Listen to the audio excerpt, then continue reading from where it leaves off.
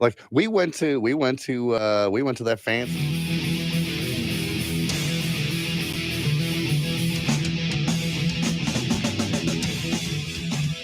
Good morning. It's the Big Mad Morning Show. 918-460-KMOD. You can also text Bmms and then what you want to say to 82945. Good morning, Lindsay. Happy Halloween, Corbin.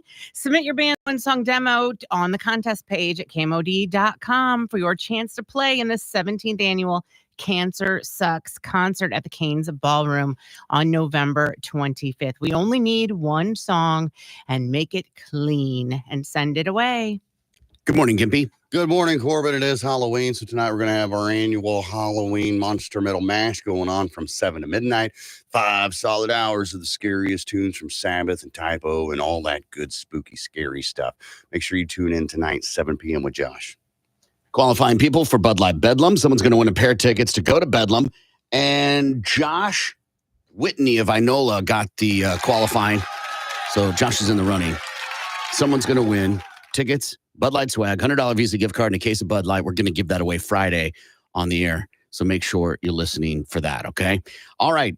So it is Halloween, and we were talking about scary movies. I didn't know this, but Nightmare on Elm Street is inspired by a real syndrome, like a real disease, where like you feel your dreams are real. So if you've never seen the movie, Freddy Krueger is a pretty scary guy. He's got like these knives. He was the original, what's the name of the Johnny Depp movie? Edward Scissorhands. He was the original Edward Scissorhands. He was doing Edward Scissorhands before Edward Scissorhands. Mm-hmm. And the reason he's scary is you can't go to sleep. And so, because when you go to sleep, he shows up in your dreams. And kills you. And he kills you. Mm-hmm. And the idea is you can't fight, you can't do anything, right? So apparently in the late 70s and 80s, a mysterious series of deaths occurred among young, healthy people in their sleep.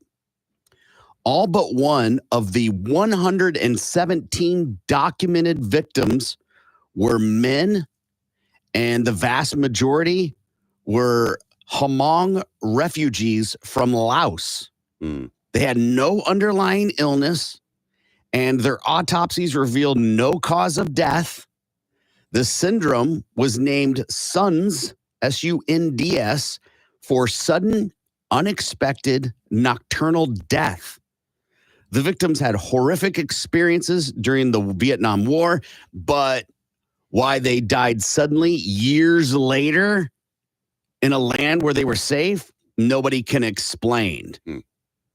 And they believe that was the inspiration for Wes Craven to create Freddy Krueger. Interesting. Okay.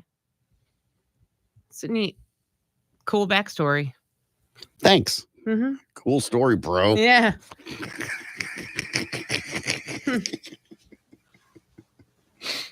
Kind of like SIDS. No.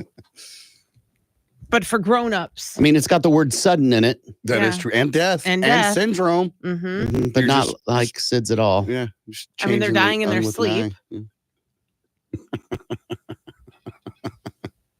Okay. I never knew about this right here in the Hmong people. But yeah, I guess, movies, they draw their inspiration from real life events or stuff like that. So, okay. Wes knew something that, the rest of us didn't. Right. Maybe these people were having, flashbacks and they're dreaming about what they had experienced and that it was giving them heart attacks while they slept. 117? Yeah, I don't know. It's a government experiment. And one certain group. Right. Yeah. Right, because there's a lot of people that went and fought in Vietnam. Mm-hmm. Right? More than Sadly. just the Hmong people, Yes. So and experienced bad things there. But even if that's the case, if it's a traumatic instance that has, triggered this and killed these people, you would think that it'd be more than just like wartime stuff, like other things, because people go through all kinds of different types of trauma. So plenty of people die in their sleep. Mm-hmm. Plenty of people. Sometimes it's in a hot tub. Sometimes it's in a bed. I mean, I'm thinking about just in your sleep, right? The idea of they were completely healthy, they went to sleep and didn't wake up. That happens for whatever reason. Right. So that's not an uncommon thing. But when they can niche it down to a certain group of people, and not 5, not 10, not 20, not 50, right? Not like over 100. Right. That is a lot. Yeah, you put 170 people in one room. That's a lot of people in one room, for sure. And then they're all going to die. Yeah. They are. One way or another. Yes. Okay. All right. We're going to take a break. We've got tickets we're going to give away to see Hinder at the Cancer Sucks concert. We'll be back.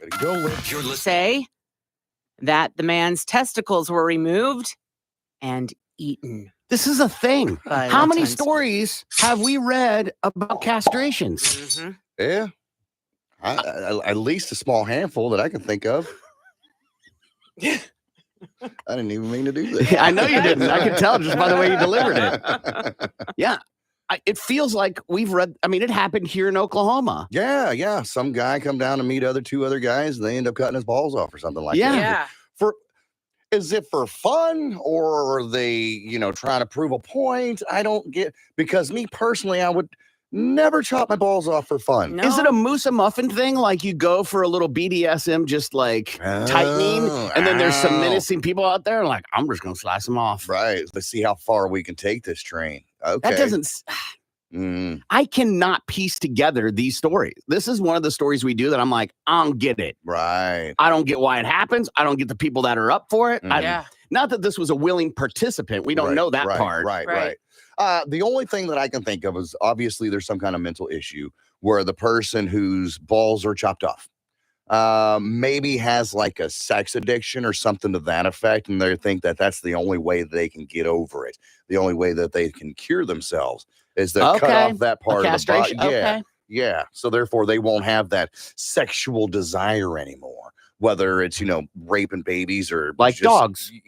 Yeah, that too. The idea that that's what you do to dogs, so they don't they want to hump. Yeah, absolutely. I think this is more of a Jeffrey Dahmer situation where the guy, they met on a dating app. The guy came over to the guy's house and they, he ended up tying this guy up. Yeah, I'm not buying that, because then there would be more.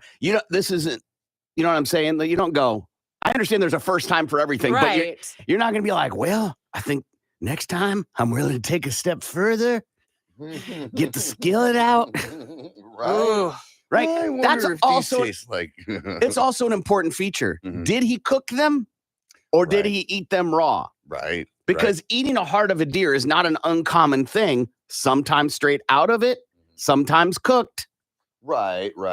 Even your Rocky Mountain oysters, bull balls, bull butter. People eat those, but they don't eat them raw. They don't eat them raw, right? As far as I know, they don't.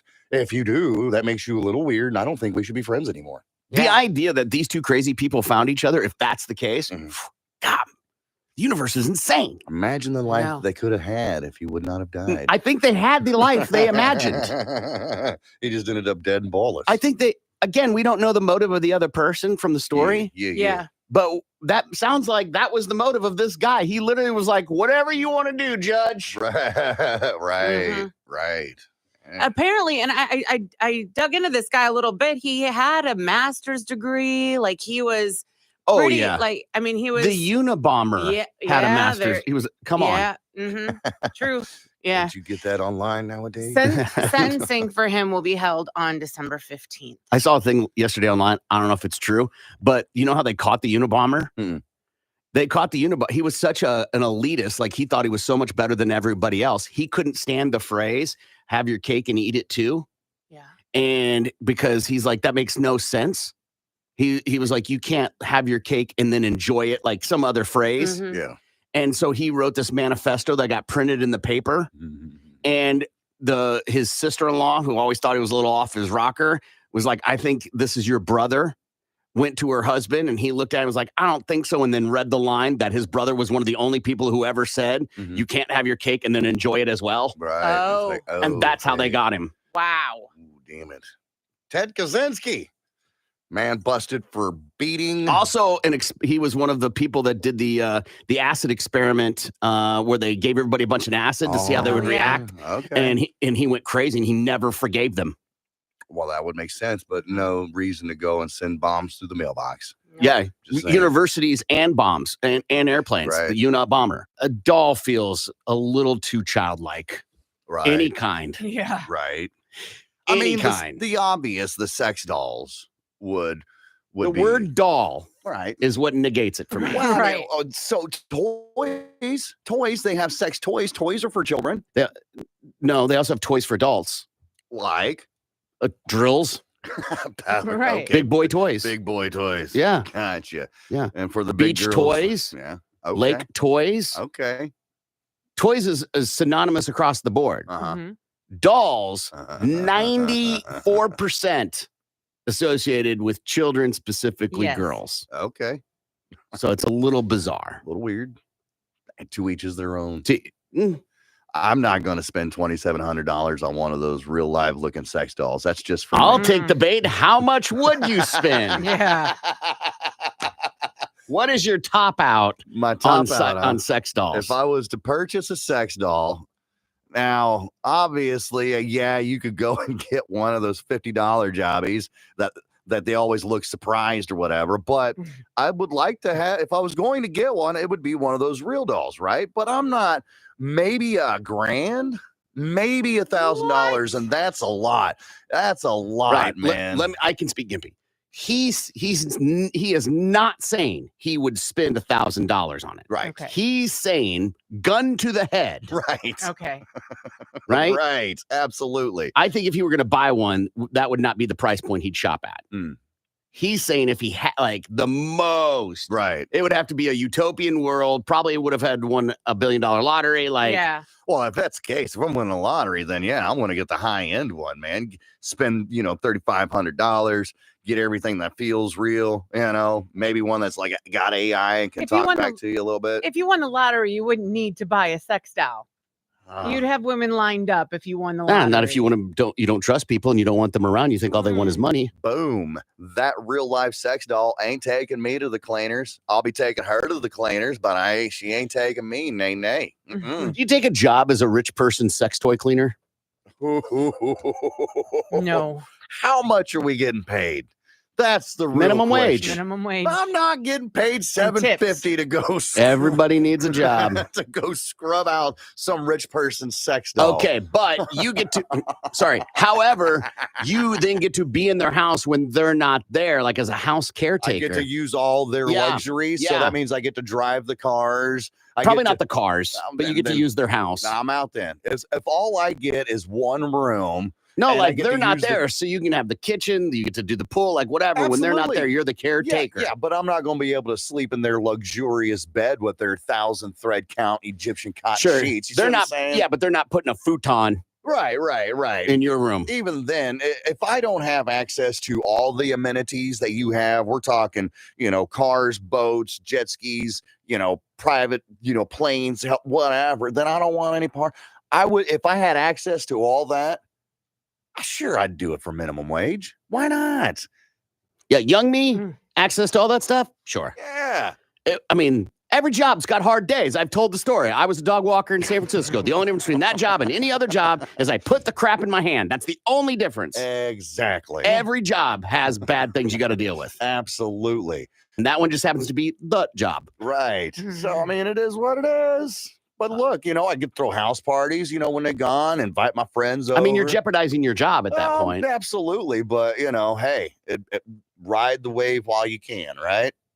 I saw that there's a sex toy because I have remote control sex toys, but it's always been like a handheld thing. Right. Now they have it's like an app on your phone connected via Bluetooth, and you can do all these like finger like drawing things on it, then transfers to the sexual device with the woman. Uh-huh. And I'm like, that's really fascinating. So then I went down the rabbit hole of weird sex toys. Okay. They have a rose quartz crystal shaped phallic looking sex toy. Okay. So it's, what quartz is, right? It's like countertop, Yeah. Yeah. very similar to granite, except it's man made. very shiny, heat resistant, and but heavy. Yeah. Yeah. Huh, okay, I'm the only one that thinks that's weird. It Okay, is weird and probably expensive. $200. Big T's Rub My Ducky Classic. It is for the bathtub. It is a sex toy that looks like a rubber ducky. It has a vibration to it. So think of the bill and all the other angles that are on it. Another one, a vibrator in the shape of a hammer. Whoa. Whoa. Really puts the meaning to pound it, huh? Going to Pound Town. Oh, God. A tentacle dildo. I have seen those. They're and so scary. Yeah, weird it is. looking, right? And I'm like, why? This is one for guys. I've never seen this before. It has a name. It's called a godemeki, and it's a tube. It's got threads for you where you can hold it like laces, almost like a football, and then the inside's dimply. Yeah. A steel faux foxtail plug. Okay. Those tails are nothing new. No, but this one looks exactly like a tail. Oh my goodness. A corn on the cob vibrator. Corn on the cob for the country girl. It's gone. It's got I'll tell the you all juice. about it. Yeah. That's exactly what I thought when I saw it. Goodness. Corn on the cob. I gotta look. Yeah. I mean, it makes sense if you think about the attachments that are with it. Oh, God. You know what I mean? Like the dimpling and bumps and all that other stuff. Usually dimpling and bumps is not something you want to mess with, right? Right. You need to go see a doctor and get those bumps removed. Some of you may have grandparents that they have like special china in some case in the dining room that's white with blue patterns on it. Yeah. The blue willow china. Sure. This is a butt plug that looks like that. Oh my goodness. Honey, it's special anniversary night. Break out the fine china. Yeah. Another one, the penguin. Uh-oh. And it looks like a penguin whistling. And the part that would be the mouth of the penguin would apparently be where the magic happens for ladies. The Satisfy Your Penguin. Oh, hey, look at that. A little bow tie and everything. The Nerd Climax Dragon Finger. Wow. This is a sex toy that goes on your finger, and it is the shape or. Good morning. It's the Big Mad Morning Show, 918-460-KMOD. Can also text BMMS and then what you want to say to 82945. Our 28-hour toy drive is going to be November 29th and 30th. And right now they're looking for volunteers to help with the Toys for Tots program where they distribute toys and everything. So if you would like to be a volunteer, or maybe you need to be a recipient of what Toys for Tots does, look for the link on Facebook. Just search for them, BA Toys for Tots. All right, let's play a game. Cancer Sucks concert is starring Hinder, and it's going to be on Saturday, November 25th at the Canes Ballroom. Tickets available, canesballroom.com. And we're going to play Sing Sing. Current record is... Well, it looks like I'm in the lead with 12. Corbin, you were right behind me with 11. And Lindsay has 8. Last week's winner? That'd be Lindsay. So Corbin and Gimpy at 918-460-KMOD. 918-460-KMOD. Call up, decide who's going to be your clue giver.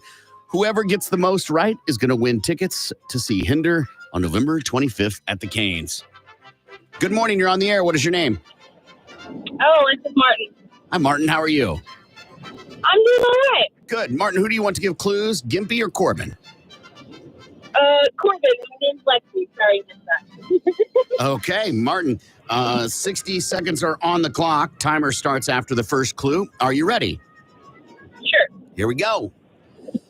This is Blake Shelton's wife, and this song has got the is the name of a female when you would like to have sex again. Gwen Stefani? Yes.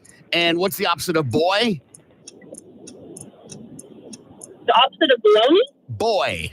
Boy. What Boy? Girl. Yes. Girl. And a famous Gwen Stefani song with the word girl in it. Holla back, girl. There you go. All right. This is Sonny Bono's wife, and this is one of her songs. If you need to manifest something to be true, this would be the word for that. I blank in a thing called love. Wish? Do you blank Santa is real? Hope? Yeah. Do you blank the tooth fairy is real? Believe. There you go. This is the guy who has a song about time. Thank goodness. All right. Martin, 2 is what we got. Might be good enough for the win, okay? So hang on the line. Okay. Don't go anywhere. Good morning. You're on the air. What is your name? Clayton. Clayton. How are you today? Clayton. Good. How are you? All right, buddy. You got to get more than 2. Are you ready with Gimpy? Yeah. Here we go. All right, Clay, man. Oh, I blank myself today. I hurt myself today. You just give me the one word, man. Hurt. There you go. This is Gwen Stefani's punk band before she went solo.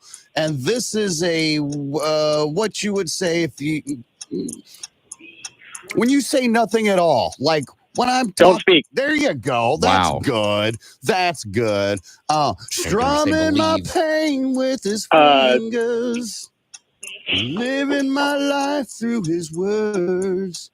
Blankety, Killing me softly, blankety, blanky. Killing me softly? Yes, I walk a lonely street on the blanky blank. Blanky blank. Green Day, Boulevard of Broken Dreams. Yes.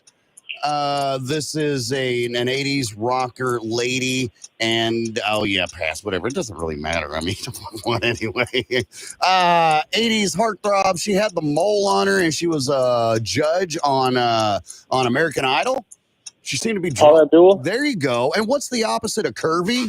Time. You got enough. That's all that matters, man. Congratulations.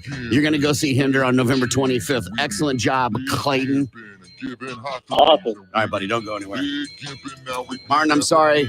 We were dismal. We sucked.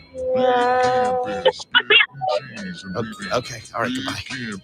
I think it's because you kept calling her by the wrong name. She said her name was Martin. Yeah, she come back and she said, my name's Lexi, by the way. She said Martin. She said her first and last name. We just didn't catch the first name. She'll forever be known as Martin, though. That's right. The Lady Marty. Okay. I don't need your full style. Just give me the name you want to be called. It's all good. Yeah. They call me So Barry. me calling her the wrong name derailed the whole project. Oh, absolutely. Sure. Gimpy, this is the one that Yeah. I ended on. Well, I grew up in a Louisiana town with a good-looking mom. She never was around. Grew up tall and she grew up nice, and the Indiana boys and the Indiana Knights. Oh, my. Oh, hell Yeah. yeah. Yeah, Mary Jane's Last Dance. That's right. And this is the one that he had to pass on. Yeah. Rock. Yeah, Gimpy hates this. She is maybe the female face you think of when you think of not blues, not country, not rap music. Elvis is the blank of this. He's the king of Rock and roll. So Yeah. Joan Jett, I love rock and roll. All right, we got to take a break. The record now. Well, that moves me to a very powerful 13. You are at 11, and Lindsay stays at 8. Tulsa's Morning Show is coming right back. The Big Mad Morning Show. Tulsa's rock station. That's a date of birth, phone number, all the information they're looking for. And she admitted to calling the kid a brat, but she denied swearing at the child and says that she never touched him at all. She says that she's a good Christian woman and a grandmother and would never do such a thing. Anyhow, other witnesses contradicted what Jennifer had to say. And that's when the cops are like, listen, Miss Miller, if we have to come out here again, we're going to arrest you for disorderly conduct. And that's when Jennifer's like, "Oh, okay, fine, whatever." So the cop leaves. And then I guess something clicked in the cop's brain like, something didn't seem right about this whole situation. So he goes back to the water park. And I guess Jennifer, Ms. Miller, the 67-year-old lady that called the boy a fat ass and a brat and pushed him off the float, she gave him a fake name, a fake address, and a fake phone number. Right. That just went to busy. I guess the cop tried to call the phone number and it's all ding, ding, ding, ding. Sorry, you're busy. Anyhow. So they go back and talk to her about it. And she said that she didn't have an ID and that she felt she was being harassed by the police. She eventually admitted her name was Janet Nail, and they took her in for obstruction. I love when people use whatever thing to validate their behavior or to invalidate their behavior. Like, I would never do that. I'm a teacher. Right. I would never do that. I'm a woman. Right. I would never do that. I'm a family man. I would never do that. I'm a veteran. I would never do that. I'm a Christian. Like, settle. People are people, man. People Yes. do crazy, stupid things. Those behaviors or those traits hardly make you incapable of doing bad stuff, right? Right, Yeah. right. You can still be a good Christian person and be a douchebag. Yes. Texas woman attacked by snake and a hawk. There's this gal. She lives just outside of Beaumont. Her name's Peggy Jones. And Peggy's out there mowing her lawn last week on her rider, just minding her own business. And out of nowhere, the snake falls from the sky, lands on her, and then wraps itself around her arm, right? Ooh. So here's Peggy mowing her lawn on a hot Texas day with the snake around her arm. She's flailing it all over the place, trying to shake the snake off of her arm. Okay, that sucks. But then out of nowhere comes this hawk and swoops down on her and starts attacking the snake, trying to get the snake, right? So she says the snake swooped down on her like 4 times. Eventually, it ran off with the snake. It got the snake off of her arm and then flew off with its dinner. There, she said there was blood everywhere. She thought that she had been bitten. Her husband heard the commotion, comes out. "Peggy, what the hell's going on?" She told him what happened. He takes her to the ER. They treat her for the scratches and the bruises. Come to find out she wasn't bitten, but she did get close because she found some venom on the lens of her glasses. Oh my gosh. Yeah. But nonetheless, Peggy's fine. She was treated. She went back to the house, and she considers herself to be the luckiest person alive to have survived such an attack. Not the first time Peggy was bitten by a venomous snake, though. She says she was bitten a few years back as well. But I bet it's the last time she mows the lawn instead of her husband doing it. Or she doesn't have a husband because he Right. died suddenly. Before the next lawn mowing? Yeah, Damn. right. Crazy things happen. Right. Some women like mowing the lawn. Yeah, I know. I enjoy it too. But man, if that happened to me, I'd be like, this is why you're supposed to be Oh, no. doing this, not me. So put me in danger. Right. Yes. She did say that her old man, when they got back to the house, she got back on the tractor, but he stayed close and kept an eye on. Because what's he gonna do? Right. Right. Duck! Right. Stop. See something flying, you just bat it out of the way. No, Yeah. no. Wild brawl breaks out on dock among dozens of people. This happened out in Alabama on Saturday among dozens of people in a manic scene that mirrored a massive WWE fight, and it was all captured on video. Montgomery police have issued 4 active warrants as of Sunday, and more will likely follow as they review videos posted to X. Local NBC affiliates station WSFA reported about 7 p.m. on Saturday, a witness claimed that a group of boaters refused to move their pontoon boat so that the Harriet II riverboat could dock. The account was seemingly backed up by the Montgomery mayor.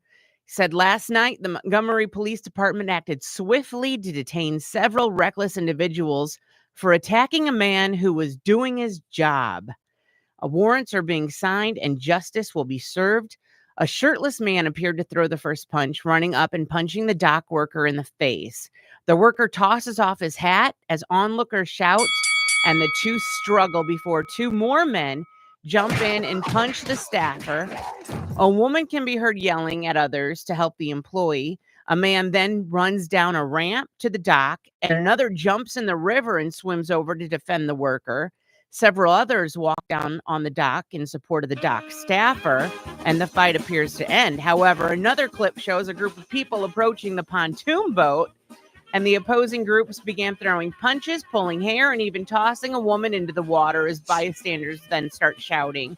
And then there's a third video that shows even more people, both men and women, joining the fight. One man takes a folding chair, whacks a man, and then he whacks a woman with it, and part of the pontoon boaters over the head with it before officers grab him and cuff him. Officers also cuffed several of the pontoon boaters. The fight appeared to develop along racial lines, as the boaters were white, while the dock worker and the others fighting against the boaters were black. And the police department said, as our police department investigates these intolerable actions, we should not become desensitized to violence of any kind in our community. Those who choose violence will be held accountable by our criminal justice system. I mean, you can easily jump to the one subject was black, the others were white, Right. and make that I don't know if they were like, he's black, how dare him talk to us. Right. I don't know if that's what happened. It definitely is possible. Right. But it's one of these cases of drinking and boating, and you think the rules don't apply to you. Yep. There are no rules on the lake, bro. There's that video going around TikTok, like anything goes on the lake. Everybody who's driving is either drunk or 11, and people are just doing crazy, stupid stuff. It's the lake. Listen, I'm with you. There are rules, but it's seemingly there's no rules on the lake. Let's just go with that's true. You weren't on the lake. You were docking. Right. Which means you were on someone's property. Right. Now back to rules. No rules on the water, but you got rules on land. You better follow. And if you're gassed up and this riverboat, giant riverboat, needs to come in and dock, they're on a tight schedule. Right. So who cares about a schedule? It's my boat. Yeah. Right. Move your pontoon I ass out of the way. I don't have some of my tractor.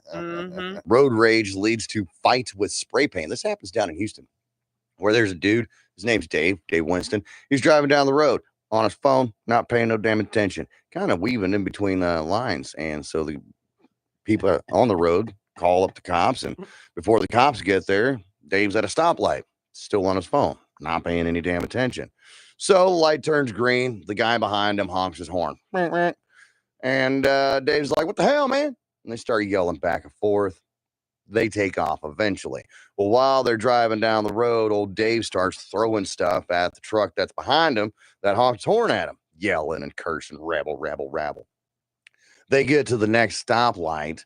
And when they get to the stoplight, that's when Dave gets out with a can of white spray paint.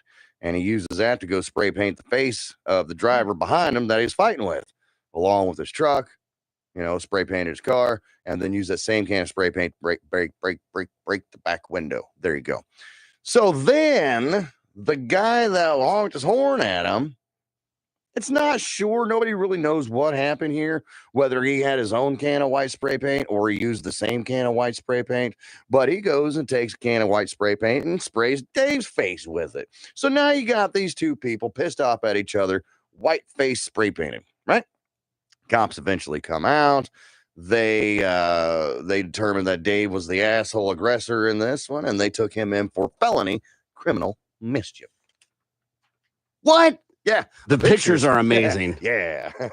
I don't get it. I don't get it. How do you get that close to somebody that can spray paint you? Right. I guess he did that good. Right. Didn't think he was going to do anything about it. People get mad. They get all up in your face, and but if I see somebody coming at me with a can of spray paint, that's a weapon at that point. Listen, I could see it like you're going to get like part of my face or on the side or something. But they look like they've been antiqued. Yeah, it's awesome. So I don't know like how the maybe had a wide nozzle on it, that kind of sprays broadly. They have a pill for that, yeah. Yeah. Dude, the heat's got everybody acting crazy. Oh, I'm telling you. That is those pictures are unbelievable, man. They are some of the more spectacular photos we've had in a while. Italian cheesemaker dies after being crushed by rounds of cheese. An Italian cheesemaker is dead. He got crushed by all the cheese on the wall. That takes a whole new effect of cheese off the cracker, right? The man was checking on his cheese in the warehouse. It's unclear how the first collapse that triggered the domino effect occurred. There were 10 corridors of shelves that stretched floor to ceiling with about 1,600 rounds of cheese per corridor. It took rescuers 11 hours to find the 74-year-old man's body underneath all the cheese. Each wheel weighs about 45 pounds Damn. of Grandpa Donald. Wow. Damn. How about that, dough? Crushed by Not cheese. that dough. Cheese. How about he died doing what he loved? Sure he did. This is the way. The cheesiest way to die ever. It does. It is a stinky way to die. I'm Yes. telling you. That cheese ain't cheap either. Right? No. It's like $1,000 a wheel. Damn. Wow. Yeah. So we got crushed by what? A couple $100,000? I mean, 1,600 rounds of cheese. Yeah. And I don't know, is that cheese ruined? Can you sell that cheese after it kills someone? Not the ones on the very bottom. Possible NFL franchise locations. Oh, yeah. Portland, Oregon. Okay. I could see that. Pretty big city. Pretty dreary. Yeah. And they don't have an NFL team. No, Right? They just got the 76ers, right? correct. Okay. Correct. And they've got, college football is obviously pretty big out Right, there. So, okay. right. St. Louis, Missouri, sure. Had an NFL team, has in other pro sports. Did they have an NFL team? Yeah, the Rams. Oh, yeah. Yeah, that's right. Before they moved back to LA, because that was a back and forth thing for a while, wasn't it? It was like the Rams, LA Rams, and then the St. Louis Rams, and then back. And didn't the Chargers go there as well? Like in the 90s or some jive like that? No, I it's don't know, been I the can't Rams remember. for a It's long just the time. Rams back and forth. Okay, yeah. Salt Lake City, I could see that. I could see that. Okay. It's a up and coming metropolis. Memphis, Tennessee. Okay. Sure, I see that as well. Yeah, they got the Grizzlies Yeah. for their NBA team. Is it do they have a hockey? Is it the Coyotes? That's Nashville, I Yeah. believe. Okay. Austin. Okay. Mm. Yeah.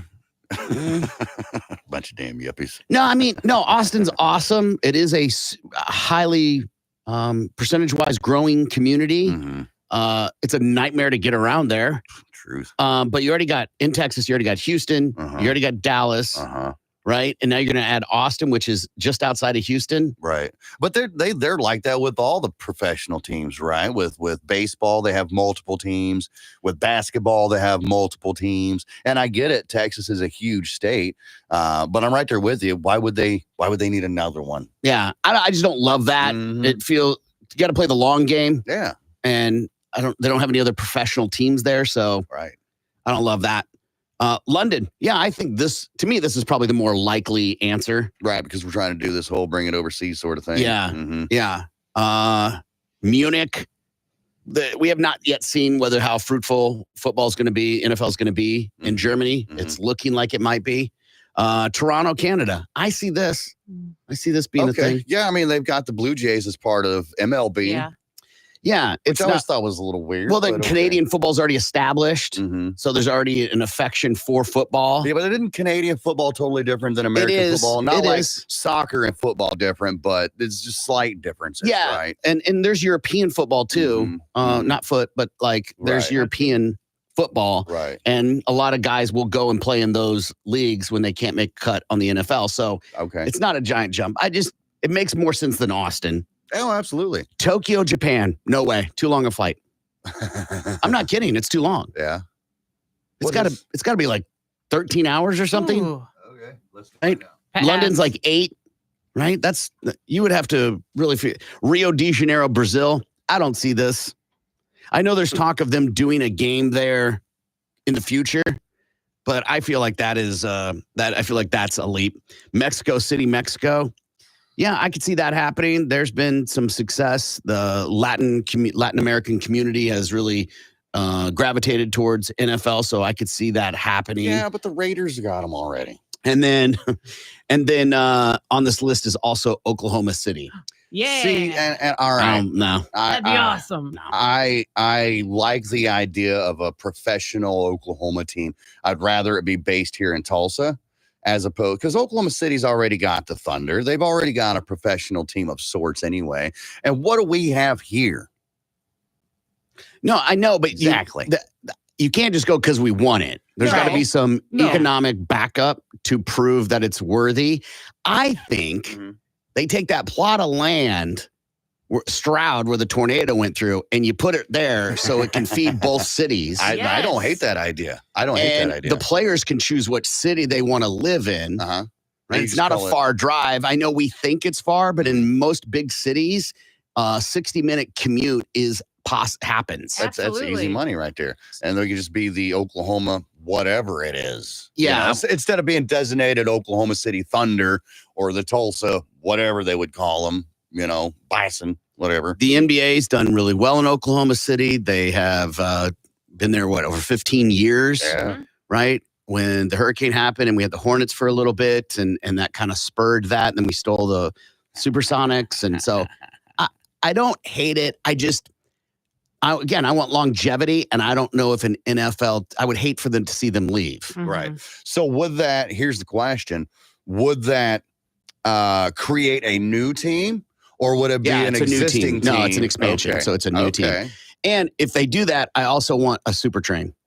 Yes, bullet train from from here to wherever it is. Yeah, yes. Even if they put it just in Oklahoma City, I want a bullet train. That way you get there, you don't have to take 2 hours, an hour and a half drive. And I like the idea of putting it right smack dab in the middle where Stroud is. You know, used to be an outlet mall, and now it's an NFL field. Yeah, there's already some infrastructure there. I feel like you got to make it tornado proof though, because that place just gets hammered. Truth, man, truth. So. I don't think any of that's going to come to fruition, but let's see what Gimpy has in his 4x4.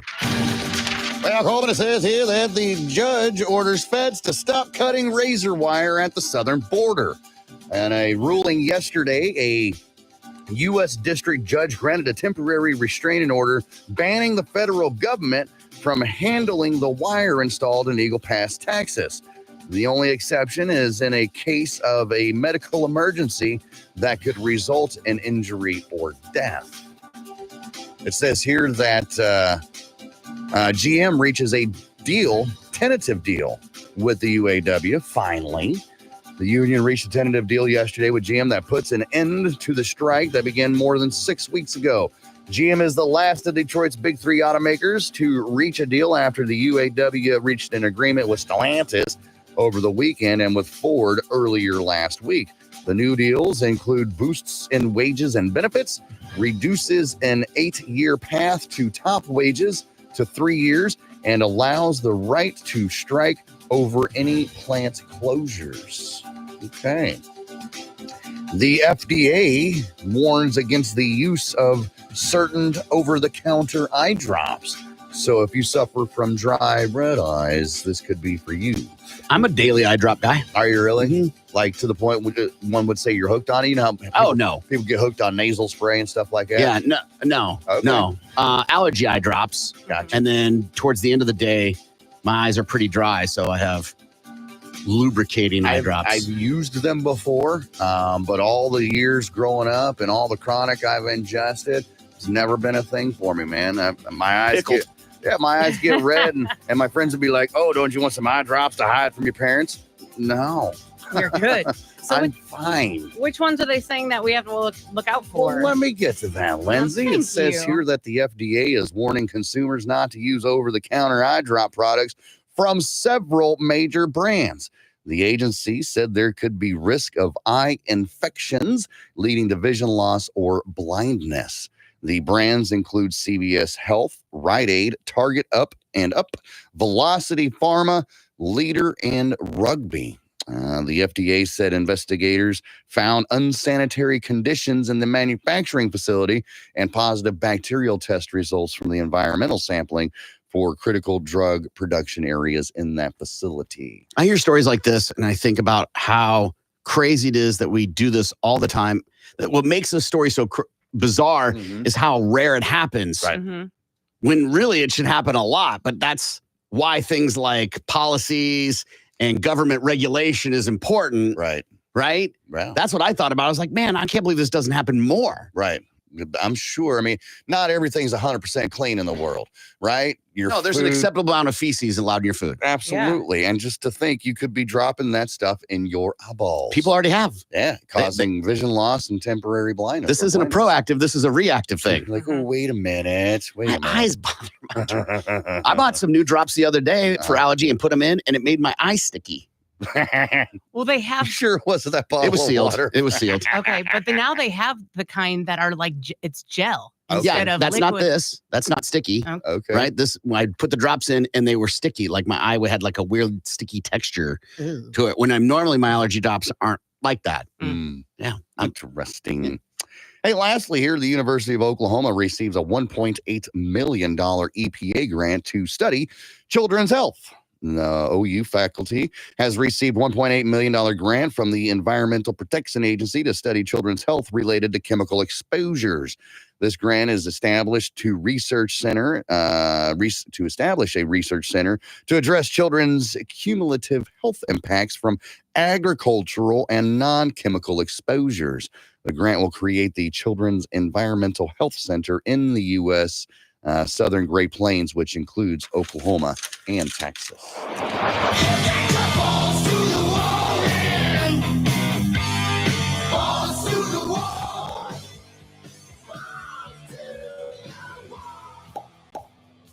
The Rangers are just 2 wins away from their first ever World Series title. Texas defeated the Arizona Diamondbacks 3-1 in Game 3 of the World Series in Phoenix. Corey Seager mashed a 2-run home run in the 3rd inning after Marcus Semien pleated a run earlier in the frame. John Gray earned the win in relief for the Rangers, who now lead the best-of-7 series 2-1. Rookie Brandon Pfaadt was charged the loss after giving up 3 runs over 5 1/3 frames. Geraldo Perdomo plated the lone run for Arizona, which was limited to just 6 hits in the loss. The teams will meet for Game 4 on Tuesday night in Phoenix. The struggling Arizona Cardinals are making a change under center. ESPN reports Arizona plans to start rookie quarterback Clayton Tune on Sunday against the Cleveland Browns. Tune will take over for Joshua Dobbs, who has started all 8 games for the 1-7 Cardinals this season. Dobbs has thrown for 1,569 yards, 8 touchdowns, and 5 interceptions this season. Arizona head coach Jonathan Gannon added that there's a chance that quarterback Kyler Murray makes his season debut on Sunday after recovering from a torn ACL.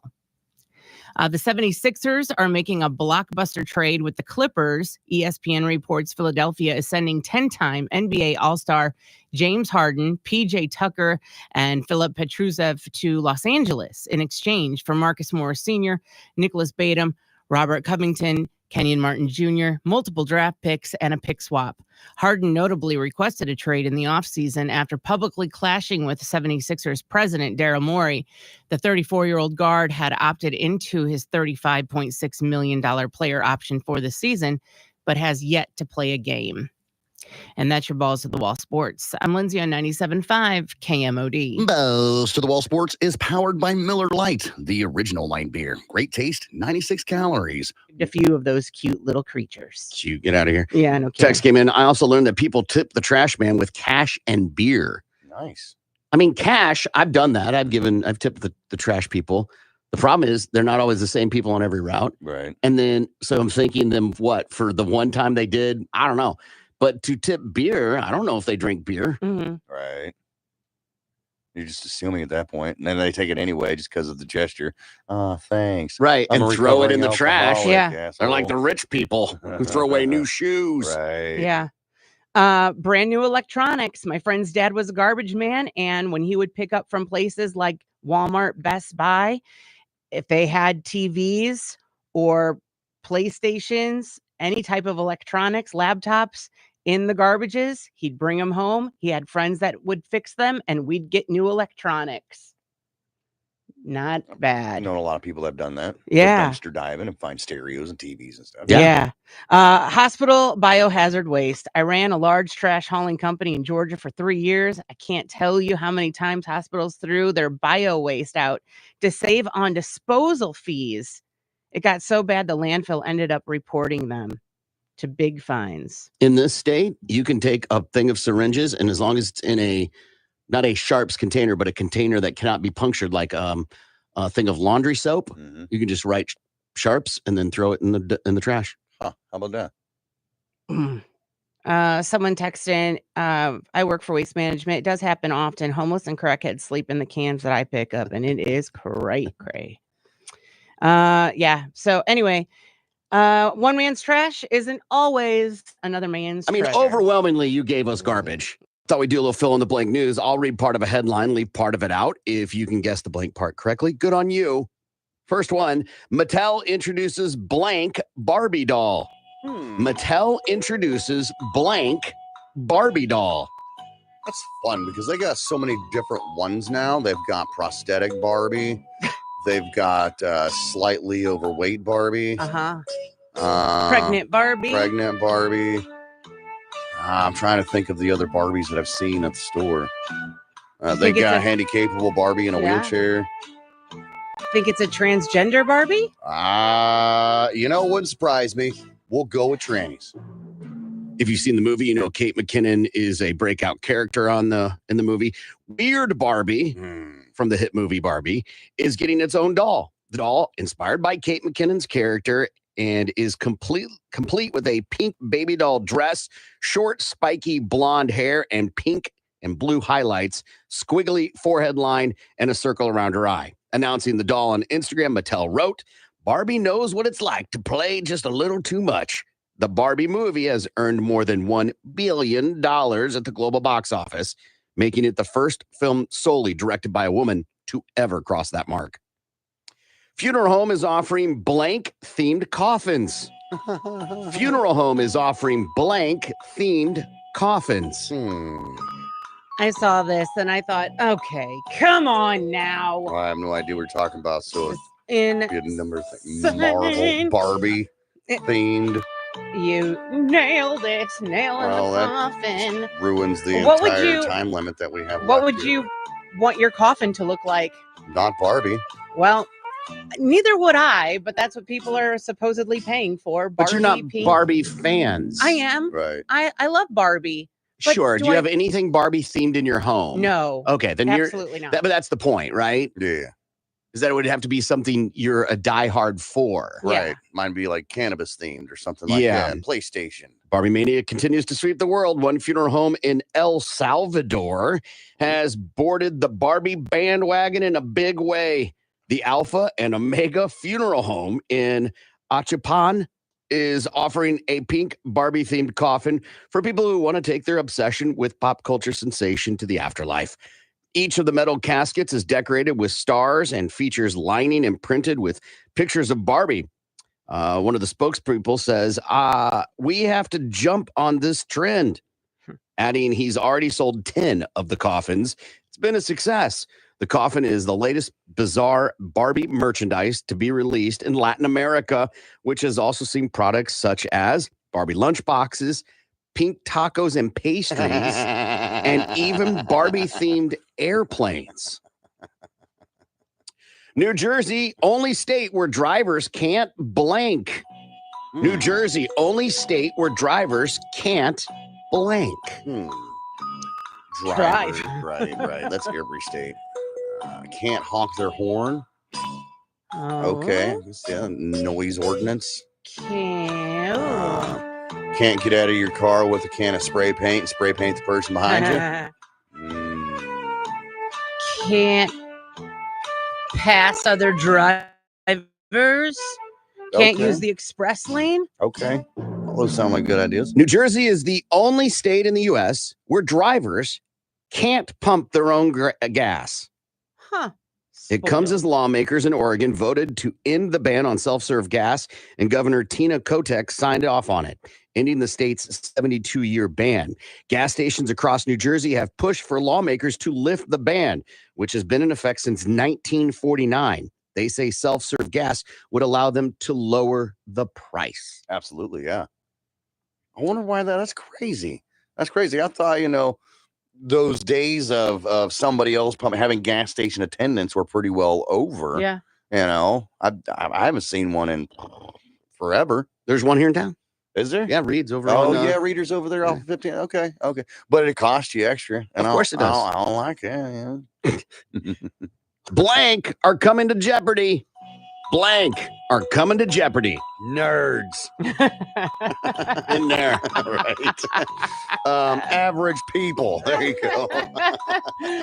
The bottom of the class is coming to Jeopardy. Right.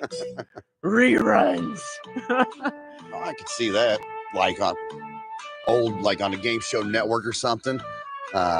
Playing the old episodes of the Jeopardy. Oh, yeah. Like the 80s and stuff like that. So we still get our taste of Alex Trebek and that wonderful stash. And the fro, man. Oh, yeah. When the new season of Jeopardy premieres, there'll be some changes as the writer strike continues. During an interview on the Inside Jeopardy podcast, that's a thing. Executive producer Michael Davies revealed that the show will use a combination of material from our WGA writers wrote before the strike, which is still in the database, and redeployed material from multiple seasons of the show. The new season will also have a second chance tournament showcasing players from the 2020-2021 season. Look for new episodes of Jeopardy to premiere in September. Okay. This strike is causing a lot of problems. I didn't know the writers wrote the stuff for game shows. I didn't either, but I guess it kind of makes sense. Somebody's got to write it. Yeah. So what are they going to do? That's why CBS is going to have Survivor. Mm-hmm. They're going to have Survivor, Amazing Race, and Big Brother on all at the same time. Right, because those don't require writers. Yes. Or actors. Right. So they will have them. That's never happened before. And we watch all three of those. And they're on so much. Mm-hmm. I don't know how we're going to keep up. That's a wife problem. Which makes it my problem. Almost half of Americans aren't eating enough blank. Almost half of Americans aren't eating enough blank. Fruits and vegetables. Green vegetables. Red meat. Oh, I think we are. Pastries. Americans aren't eating enough pizza. It's a movement I can get behind. Right. Italian pasta. Let's see. Americans aren't eating enough tapioca. Okra. No one would ever say that. Mhm. Americans say they love apples, oranges, and bananas, but 43% admit it to not eating enough fruit even once a day. According to a new survey, it found that 52% confess to not eating veggies on the reg. To get the nutrients they need, they may be missing. 51% drink at least one smoothie a week. Wow. How often do you eat vegetables, Lindsay? Vegetables daily. Okay, say more. With dinner every day. It's Every day you have vegetables with dinner. Yeah. Mhm. Like a portion of vegetables, not like, hey, the pasta has tomatoes in it. No, we have a portion of either something. It's either a green bean, it's either Brussels sprouts, asparagus. Those are the three staples in our house. Gimpy? Yeah, same thing every day. Every day. Every day it's a protein, a meat of sorts. Okay. And then usually taters of some kinds, be it mashed taters or, scallop. And was the correct caller and is now qualified for Bud Light Bedlam. Pair of tickets to see OU take on OSU in the last Bedlam game with some Bud Light swag, $100 Visa gift card, and a case of Bud Light. And Levi could win that. Got to get qualified, though. We're going to give that away on Friday. Another chance coming up in 54 minutes. Good morning, Lindsay. Another chance in 54 minutes for you to win $1,000 when you rock the bank every weekday morning, 9, 10, 11, 12, 1, 2, 3, 4, and 5 o'clock. Listen for that nationwide keyword and then hop online to KMOD.com. Enter that keyword for your chance to win. Rock the bank. Good morning, Gimpy. Well, good morning, Corbin. Waking up on Christmas Day without any presents sucks. And that's what the Toys for Tots program does, is they collect toys for those that are unfortunate, less fortunate, I guess you should say. And right now they're looking for volunteers. Okay. And if you need to sign up to be a recipient of that, you can do all that. Just get on the Facebook page and then search for BA Toys for Tots. And you're going to get all the information, all the links and everything you need right there for Toys for Tots. Listener emails, you can always email us. The email address is show@kmod.com. show@kmod.com. We read an email on the air, and then we do the advice. And a couple ways you can do that. You can call 918-460-KMOD. You can text it, BMMS and whatever that is, to 82945. This email says, I want to divorce my wife. We met 5 years ago, and she told me she had a neurodegenerative disease that would eventually take her life. But she lived a pretty normal life. After our kid was born, she started to get worse, and the disease started to show. So she went on disability to spend time with our child. Her condition has continued to get worse and needs full-time assistance. She's drinking 2 bottles of wine a day and is starting to become unbearable and is a shell of the woman I met. I think I want to divorce her. Her doctors have recommended she would be better off in a full care facility. She isn't happy. I'm not happy. I'm worried our daughter is being exposed to that this is what marriage looks like. How sad. Ouch. That is so That's sad. a lot What of deep horrible- stuff. Yeah. Bet they're going to have a great Halloween. Oh, for Right. sure they were. Mama's going to be drunk on her second bottle of wine while dad's trying to, cart the kid around to go trick-or-treating. Yeah. For better or worse. Is that a thing? Sickness and in health. Is that a thing? Right. That all goes back to those pre-made vows. Do you stick to it or do you not? I mean, as human nature, we have the right and ability to say, I'm not in it. This is not what I signed up for. But you kind of did when you said all that in front of God and everybody. Right. When you first started reading that, it sounded like he was going down the road of, she said she had this disease, but then it sounded like, but she didn't die. So like now she lied about it. Like she's doing better and I want out because she did, you know what I mean? How did Like, you get any of that from what I said? just the way that it was going? Okay. It just didn't sound like it was going to go there. But now she's doing way worse. It almost sounds like she's letting herself go. How does he help her? Almost is what the question should be. Now that's fun because, all right, so people do that. I've seen people let themselves go, drink themselves to death. Right. We'll just use that as a Give good up. example. Okay. And their spouses, there's nothing they can do about it because the person that's, letting themselves go has already made up their mind. Look, I'm dying soon anyway, so I'm going to go out on my terms or whatever. And that sucks. I'm not a big for better for worse, death do us part type of guy. Okay. I'm just not, because I feel like that gives the other party a complete pass. To just go willy-nilly and do what they want. You said for better or for worse. Exactly. Yeah. If we're both working on it, I'm in. Right. Mhm. But I remember when my first marriage, going through all that where she was drinking a lot, Mm-hmm. been to rehab, still drinking, still lying, and going to like a group therapy thing. Mm-hmm. And they're like, well, you just got to stick by her. And I was like, hell, I do. Right. And that's that whole So- free will thing I was talking about earlier. I'm supposed to just be miserable. Mm-hmm. Much like this person's trying to figure out what they want to do. And I remember walking away from that situation, the group therapy, thinking that was the biggest bunch of malarkey I'd ever heard. You have a right as an individual to be happy. Absolutely. At least I feel that way. Mhm. And I know that when you hear someone go, I'm not on the whole for better, for worse, till death do us part thing, that sounds really cold and not romantic. And you're probably right. Mhm. But there's another part, in my opinion, and in my situation with that, she was not carrying her weight Right. at all, not even remnants for months. Mhm. And maybe I was wrong about it. I don't know. Maybe Feel if like it you worked would've- out pretty well for me. If you would have stuck by her side, Corbin, you guys might have worked it out. She'd still be here to this day. Yeah, that has zero to do with me, though. Right. We could what up this all day long. Mm-hmm. Some people believe you got to urinate with the genitals you have. Like, Never heard that before. there's a cruder way to say it. I'm just cleaning it up for the radio. Can't wait to hear it.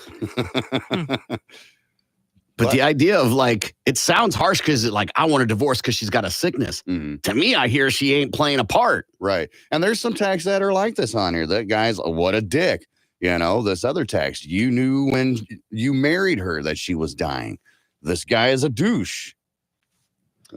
Reasonable answer, you committed to her. At least give counseling a shot. Nuclear answer. Hold on to that bitter end for spite and for life insurance money. Right. She was upfront and honest about her condition. He's a complete pussy if he bails now. If he didn't know, that's one thing. But she told him it was a degenerative disease. My daughter has a degenerative disease, so I feel I'm qualified to call him a bitch. Your sibling, your child, different. Mm-hmm. Mm-hmm. You love your children more than your partner. That is true. But this woman in the email also said, yeah, she was up front. I've got this whatever it is, degenerative disease, and I'm going to die at some point in time.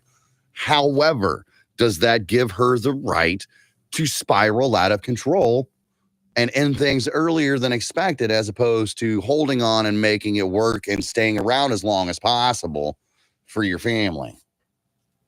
Yeah, if you read the email as he's getting divorced because of her sickness, Yeah. then I think you're right. But if you're reading the email because there's problems and he's not happy, Right. not because of her sickness. Mhm.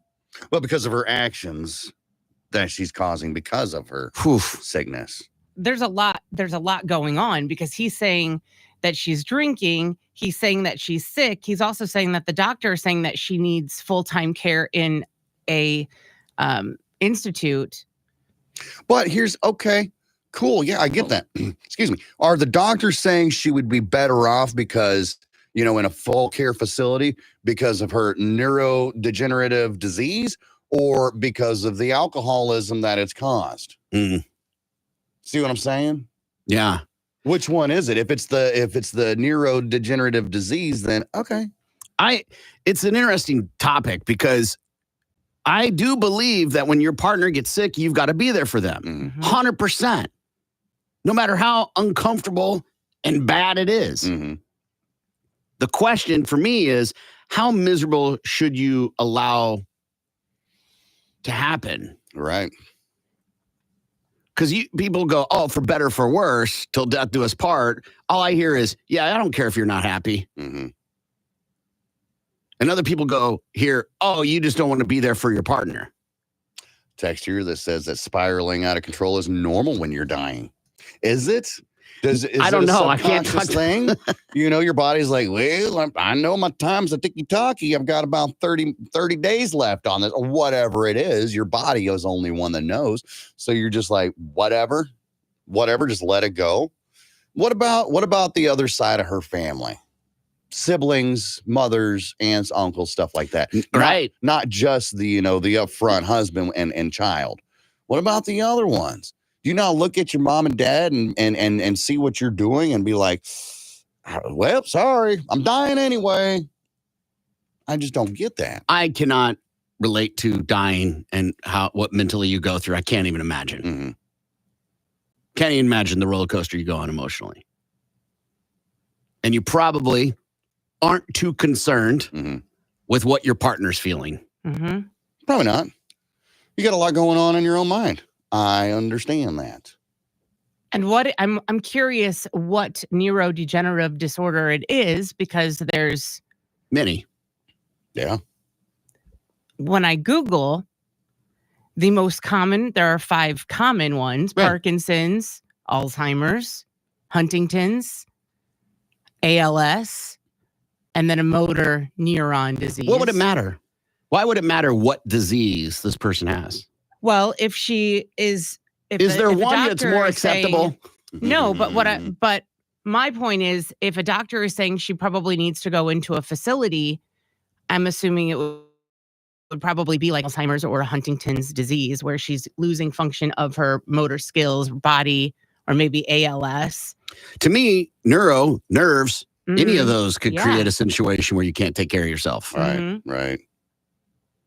So to me, the disease doesn't play a part. Somebody text in and she's going through the worst time in her life. And his response is, well, bye. Yeah. Another text. It's a tough situation. They should think of what's best for the kid, especially if both aren't happy and one needs total care. I mean, that is what it was said in the email. Right. The email said the phrase, I'm worried our daughter is being exposed to that this is what marriage looks like. he's got a point there. All right. Because I don't know how young this child is, but if you're looking at your mom and dad and you're young and you can't understand what a neurodegenerative disease is and what it does, all you're seeing is mama getting tanked on 2 bottles of wine a day. And I'm sure that's causing. Not present. Exactly. And of course, it's probably causing fights between husband and wife, which I'm sure the kid hears it, if anything, may not see it, but hears it. So yeah, they grow up to be like, well, I guess I got to drink my problems away, and I guess we're going to duke it out at the end of the day. Is that right for the kid? Mm-mm. And the kid's got to be young. It said they hadn't been together very long, right? It said 5 years ago, so the kid's got to be under 5. Yeah. I'm not buying it. Not buying what? I'm not buying that the mother's getting drunk on 2 bottles of wine a day. Why? Because it takes you more? No, if a doctor is saying that the mother needs to be in a hospital for 24/7 care, how is she getting drunk on 2 bottles of wine? If she needs that much care, how is she getting her hands on 2 bottles of wine? You've never been around an addict. Right. They figure it out. They're the people that are enabling them, whether it's him or one of her friends or somebody, close, sister, mom, who knows? Anybody could. Also, I mean, can't they deliver that stuff to your house with your groceries? No, but they have services that will deliver alcohol. Exactly. So you're laying on the couch, miserable. I have a neurodegenerative disease. Ding dong, your wine's here. Okay. I think it's called Tipsy Truck or something like that. Is that what it is? Tipsy Delivery. Somebody texted in and says, why not let the dying person just go on their own terms? Kind of seems like you want a control type of situation. I don't see it that way. He's saying he wants to leave. He doesn't want to be a part of it. Mm-hmm. He doesn't want to control it. Mm-hmm. I don't see how it's a control situation. I don't think that it is either. He's trying to control his own mind and go through his own demons right now. Okay, here's this. He's showing his daughter that it's okay to give up. He's using the kid as justification. I hate this too. People give up all the time. Mm-hmm. You give up on jobs, you give up on relationships, you give up on family, you give up on hobbies. Oh, God. We quit stuff all the time. If I would have stuck it through my first relationship with my oldest kid's mom, oh, God. Oh, it'd be horrible. I'd probably be dead by now. If not suicide, she would have killed me. No. It's okay to give up every now and again. You don't have to live your life miserably because society says you should stick it through regardless, no matter what. It's first of all, this is ugly. Yeah. Oh, yeah. There's no shine in this. Mm-mm. But I think it's fair to have an honest conversation about it. I think we over romanticize for better, for worse. Yeah. And I agree. It is okay. We give up stuff all the time. We quit stuff all the time. Right. All those people that quit smoking, well, you should have just stuck with it. Don't be a quitter. Don't give up. And so you can't go, well, there's an asterisk for better, for worse, till death do us part if you're in an abusive relationship. Right. Well, that's different. Why? You're not happy. Mm-hmm. You're not feeling loved. So you should sit there and take your licks every day. Hell no. No. You should quit the marriage. But it's said for better, for worse. Yeah. And I said that in front of everybody. Listener email, he says he wants to divorce his wife. We met 5 years ago. She told me she had a neurodegenerative disease that would eventually take her life, but she lived a pretty normal life. After our kid was born, she started to get worse and the disease started to show. So she went on disability to spend it with our kid. Her condition has continued to get worse and needs full-time assistance. She's drinking 2 bottles of wine a day and is starting to become unbearable and is a shell of the woman I met. I think I want to divorce her. Her doctors have recommended she would be better off in a full care facility. She isn't happy. I'm not happy. I'm worried our daughter's being exposed to what marriage looks like. Lindsay. I think he should take the advice of the doctor and put her in a full care facility because that would be getting her the help that she clearly needs and stay by her side until her time on earth has expired. And then he will be a widow. Wait it out? Yes. Yeah, but that could be decades. So decades of misery? it's probably not going to be decades. But you don't know that, That's though. the No. thing. Nobody Right? knows. No. But she was upfront with him about her disease, and Which they means have what? a daughter, and she's not going to be able to get drunk under the care of a doctor. So Yes. What? What are you talking about? in the facility. Oh, come on. People get stuff into facilities all the time, criminal or not. Okay, they won't. She will not. They are not allowed to have alcohol in the facilities at the nursing homes. That's where they want to put her. I don't know if it's a nursing home. It's a medical care facility. Right. And doesn't mean they won't confiscate it, but that doesn't mean they'll stop either. Hell, alcohol and drugs get into rehab facilities. That's where you get some of the best stuff. Well, You know that, right? I've never witnessed that. I've seen plenty of people in homes living with those diseases, and I've never seen them get confiscated drugs or alcohol. What do you think, Gimpy? You know, this is a bad situation regardless. And you said it best, Corbin, when you said everybody deserves to be happy. And if you're not happy, dude, you got to do what you got to do to make yourself happy. And if it's getting out of this relationship because you don't like the way that it's going, go for it. The thing is people are going to look at you like a douchebag because they're not going to understand. They're not going to understand the mental anguish that you're going through, that this emailer is going through, and dealing with it. Okay. You think that you just got to stick with it to make society happy, or because you don't want to look bad in front of your peers, or because you said so, or whatever. But the harsh reality of it is you deserve to be happy.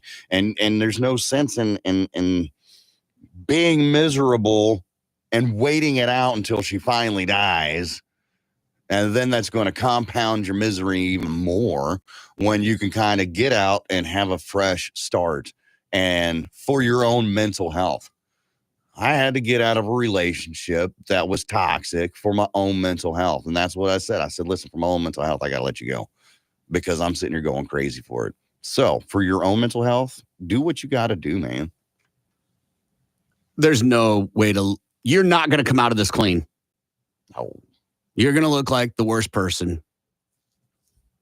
People are texting in that he's teaching his daughter that abandoning mom at worst of her life is what marriage is. Little girl doesn't understand, needs mom too, drunk or not. So you're saying a drunk mom who's not present is better than no mom? I don't know if I agree. No, I don't agree at all whatsoever. Or that mom or dad. Mm-hmm. And to me, this is ultimately where I land. She's dying. That sucks, but she doesn't have the right to drag her family down with her. Well put. It's not sexy. And by the way, you can get divorced and still be there. Right. And help out. There was a story about a woman going through dementia,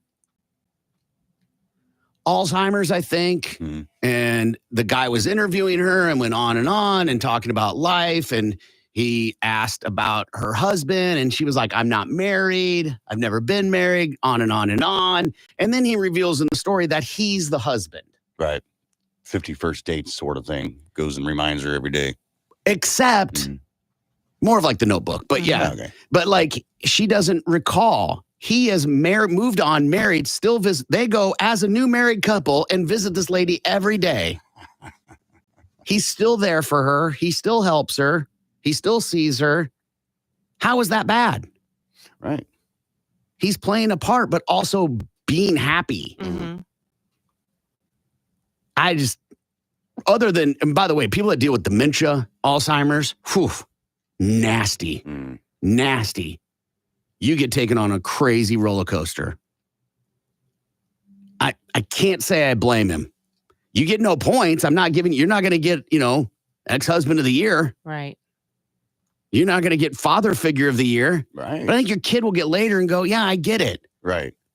Or they'll go, what a piece of S my dad was. One of the two is going to happen. Yeah, you can't control that because you also might have to miss some games because you're a single dad who's widowed and miss some games. You might also get that label. Tough, man. Good luck. Yeah, right.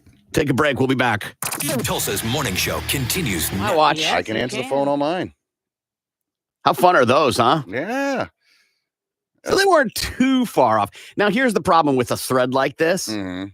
Where's the ones that were way off, Mhm. Right, of course.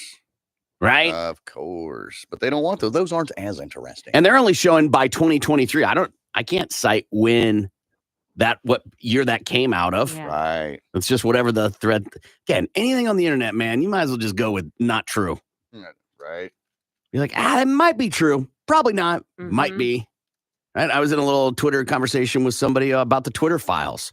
Mhm. And yeah, there's definitely some corruption being illustrated in those files. But one, Elon Musk picked which articles to release. Mhm. Two, picked the reporters to have go through them and release them. And he's hardly the most honest individual. And corruption, being in corporate America, is hardly a gotcha moment. Right. Kind of been going on for a long time. Yeah.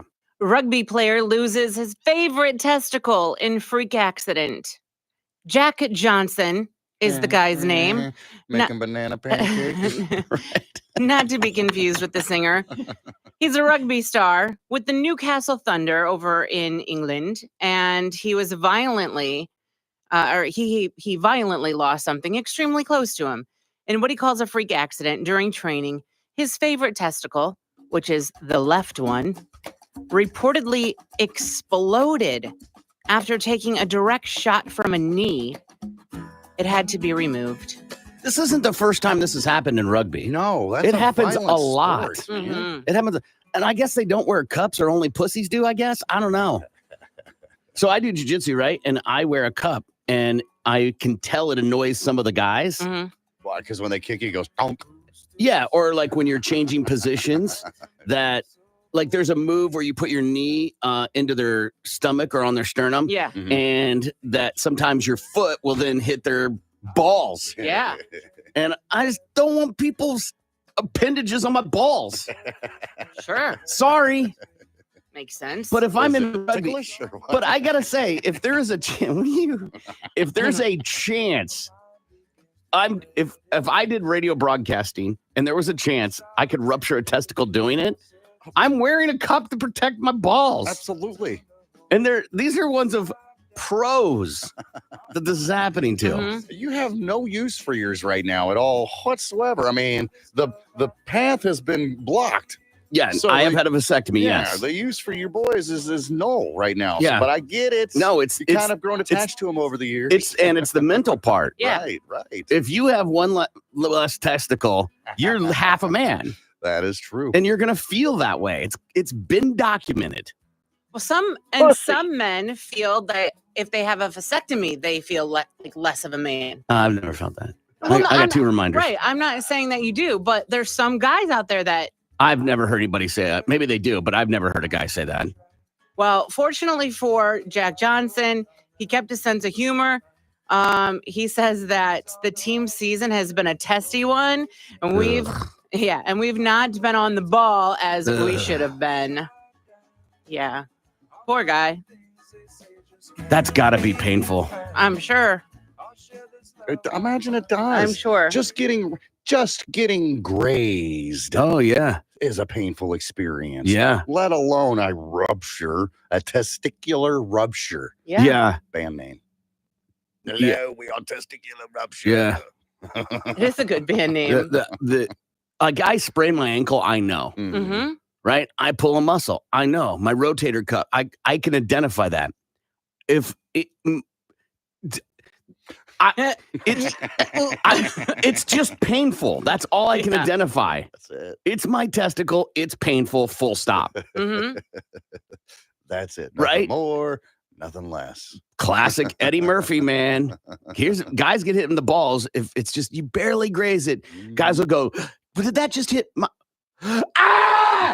Is that like when you get it twisted? When one gets twisted? Like, Oh No, no, it's a different thing. that can happen while you're sleeping. yeah, that happened to a kid in school, in elementary school, Yeah. and he had to have it removed. I think. It typically, if it can't be, which it's weird to say this with you're using a child reference, is it Yeah. has to be massaged, Oh.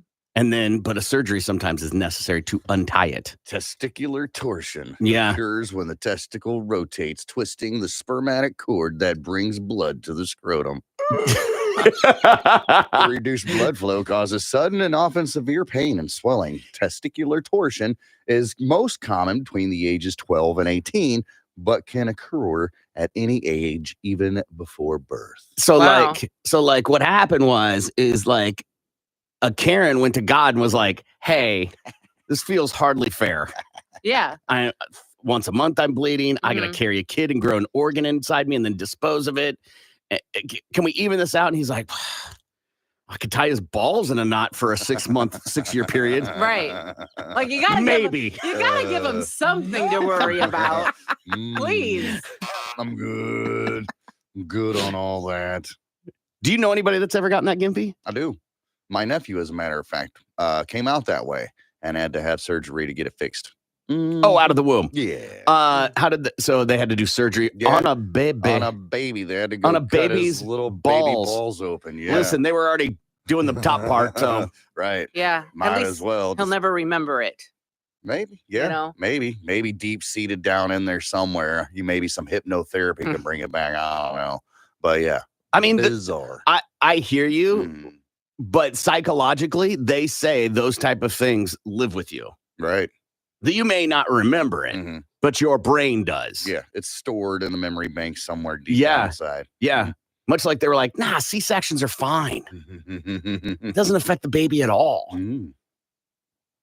That explains what Nah, else we do. it doesn't. Yeah, it How? absolutely does. How? They don't get the gut flora. Mm. You know that white They don't- cheese Yeah. that's They covered don't over get baby. the bacteria from your vagina. Right. Vag back. They don't. I get that. They don't. And so those babies tend to have more digestive problems. Interesting. Go down the rabbit hole. Nobody does more C-sections on the planet than America. Mhm. We're in a hurry. Turn and burn, man. Turn and Mhm. I burn. can't be inconvenienced. I Ah, got golf. Right. Tea time at 4:00. Let's get that baby out of here. Co-pilot was visibly upset before leaving plane in midair.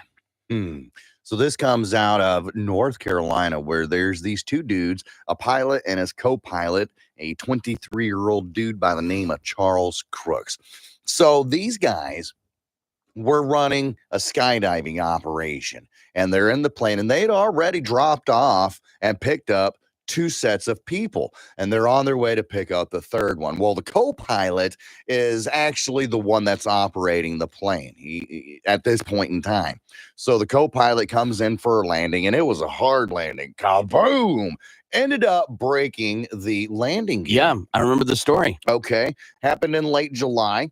So the pilot takes the controls, tries to get it back up in the air, back up to 400 feet. Meanwhile, while the pilot is trying to get things under control, he tells old Chuck here, "Hey, why don't you get on the horn with air traffic control?" Good morning. It's the Big Mad Morning Show. 918-460-KMOD. Another marriage email. If you got advice, you can send it to us via text, BMMS, and whatever that is, to 82945, or you can call at 918-460-KMOD. This says, my husband recently lost a bunch of weight and works out a lot. He goes every day. About a month ago, I was informed he has a workout friend. That friend is a younger woman he met at the gym who's hot. He says they just work out together. I'm not a fan. Can I expect rules? I've never been somebody that works out and like wants a workout buddy. Yeah. I've never been somebody that works out. Check your past relationships. Hey now. Tulsa's morning show is Yeah, those never worked out either. But the idea of having a workout friend, I would think you have their cell phone number. Yes. Yeah, you would imagine some way to get a hold of. Hey, what day are Snapchat. we going to the gym? Right. Is going to the gym a date? No. One could look at it that way. If you make a time to meet up with somebody wearing scantily clad clothes, revealing a lot of skin, Yeah. sweating, Yeah. is that a date? No. Yeah, it could be, man. It could be because you're both doing something that you enjoy. You're both spending quality time together. You're both seeing each other practically naked. Yeah. One could say that. Groaning, Grunting. Spotting. being right. You. Yeah. Standing over them Right. while they're on the bar. Right. Thump. Thump. I mean, sometimes, people need that workout partner. Sure. Yeah, but why not get your So, buddy Frank to to make help sure, you out? right. Why does it have to be some hot piece of young ass? Mm-hmm. You know, that's That is basically true. what she's saying. Zoinks. Yeah. Yeah. Why don't you get your tubby friend Tom, who could also use a workout to help you out at the gym? She motivates me. She lets me know, like, hey, come on, we got to go to the gym today. Motivation. She says she missed me. Oh, We missed our workout together. Yeah. I can't miss my workout with Sally. Mhm. none of my bros go to the gym, or they already got there. No, you don't understand. Yeah. She's like a friend. Mm-hmm. It's my gym wife. Because you have work wives, work husbands. Mm-hmm. Yeah. Mm-hmm. I can't speak for others. My wife does not love that term. Right. Right? I don't think a lot of spouses do, but maybe they're accepting about it. Setting rules makes you seem insecure, although I would investigate, as guys usually want another guy to spot them and work out. Yes. I don't True. know. If I've got the option between a sweaty man crotch and a sweaty woman crotch looking over me as I'm, being spotted, bench pressing, I'm going to choose the hot woman instead. I think you can break it down even more. If I'm going to have somebody sweat on me, do I want my buddy Right. or do I want a hot girl? Hot girl all day. Yeah, I every agree. day. And I wouldn't trust myself to spot a man working out. Yeah, but you don't Like, work I out. wouldn't- So you have to assume you work out and understand how it works. I know that, but I wouldn't even trust we're not lifting the same amount of weights. No. So I wouldn't Spotting even. isn't about being able to take the weight over and curl it up. No, it's just to help It's to them. assist. Right. If they need it. But Yeah. if you were to drop that barbell on you, I don't think I would be the one to be able to pick it up off of you. Is what I'm saying. Again, you're assisting with their Yes. their strength as I well. get it.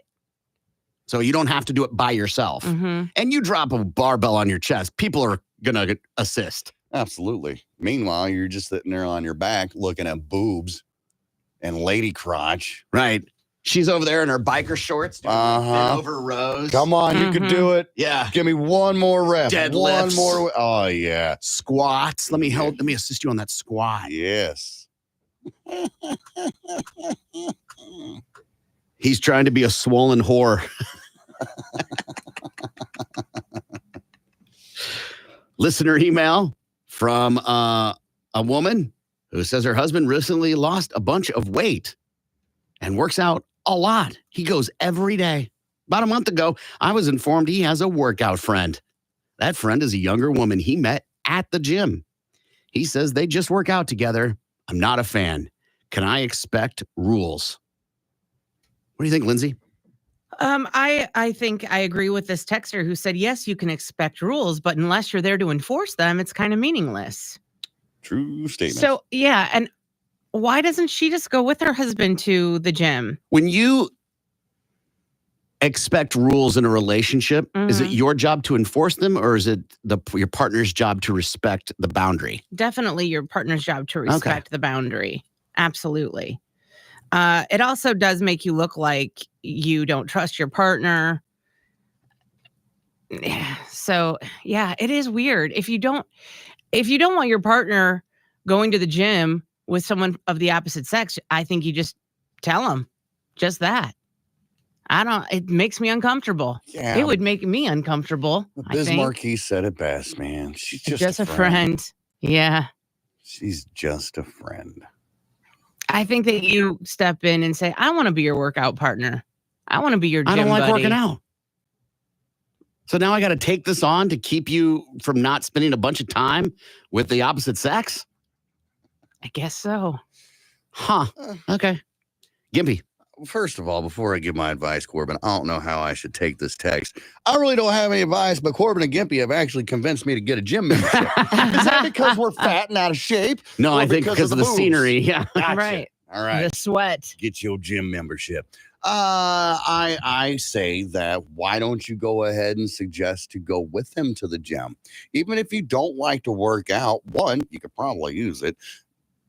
And I mean that in the nicest way possible, not just because you're a fat tub of goo, but because, for other health benefits, elevated heart rate and all that stuff that I don't ever have to deal with because I don't care. But go and work out with them. You get healthier. You'll get in better shape. You can keep your one, eye on them. Be like, make sure that everything's on the up and up because obviously you're worried. Okay. So that really just solves all problems.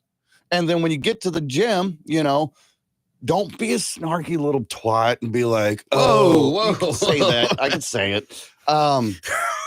Don't be that person that's like, so where's your gym girl at?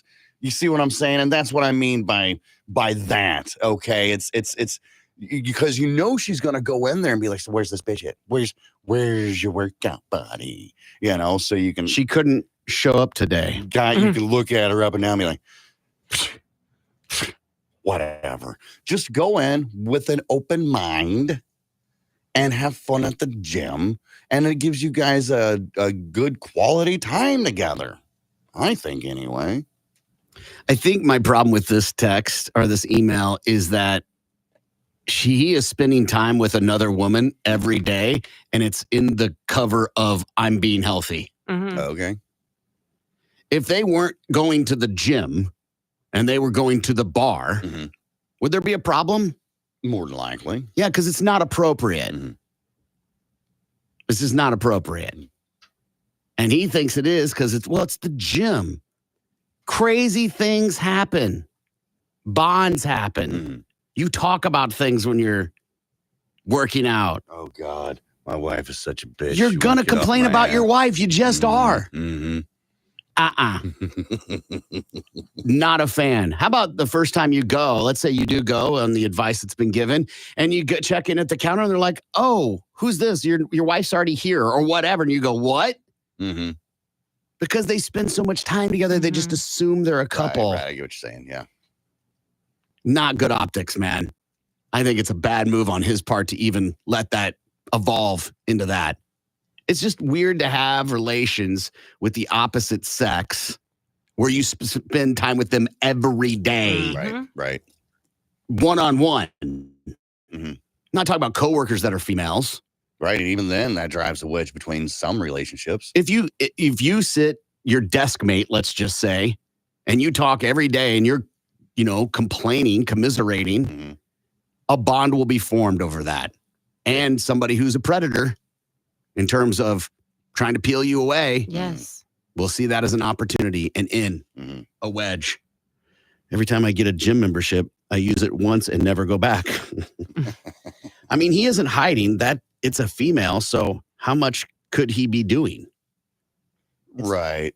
But could also be more, and we don't know, that he's not telling her. If he's working out 7 days a week and getting ripped, it's for the workout buddy.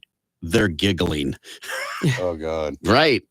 Laughing at your fat ass, as one texter said, shoving Thin Mints and caramel delights in your mouth. They are good, They though. goddamn right. Frozen.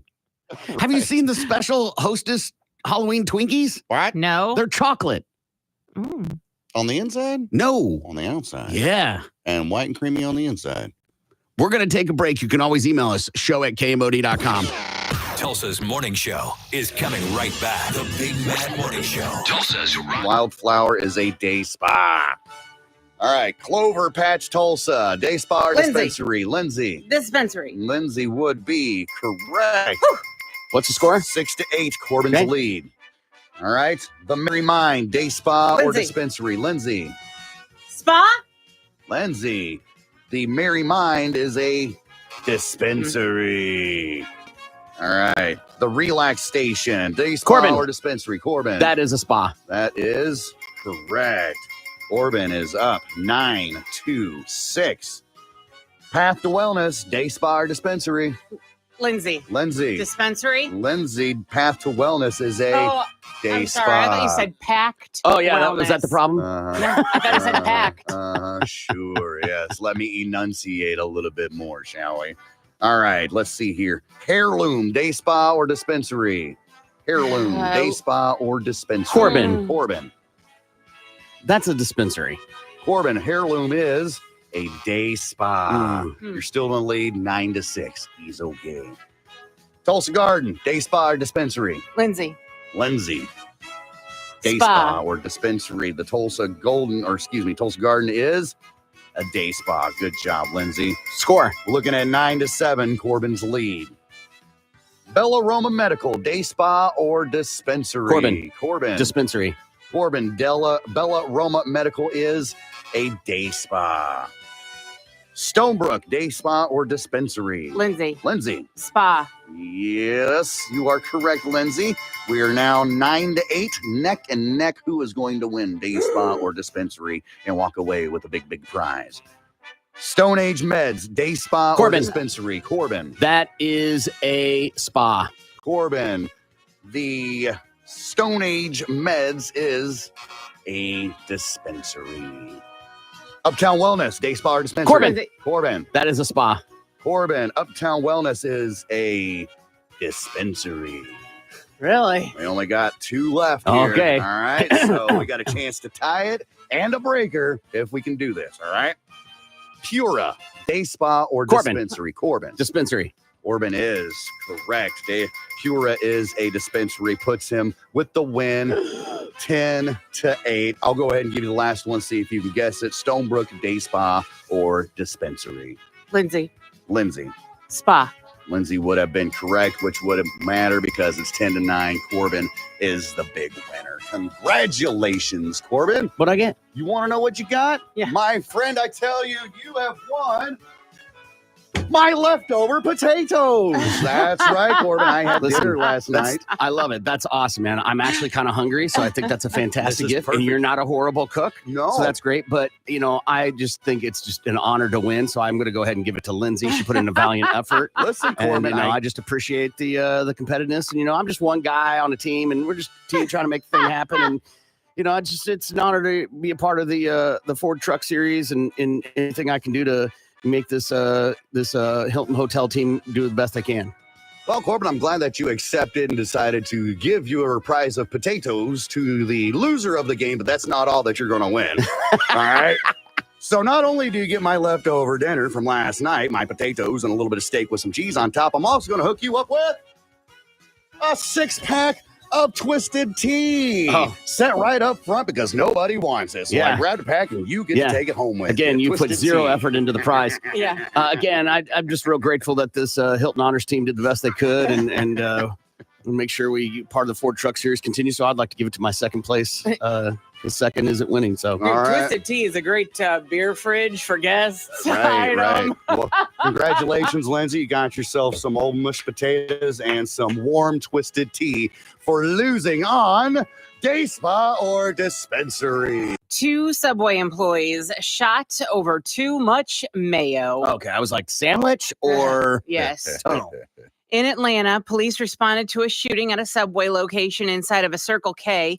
Reportedly, a customer became irate when too much mayonnaise was squirted onto his sandwich.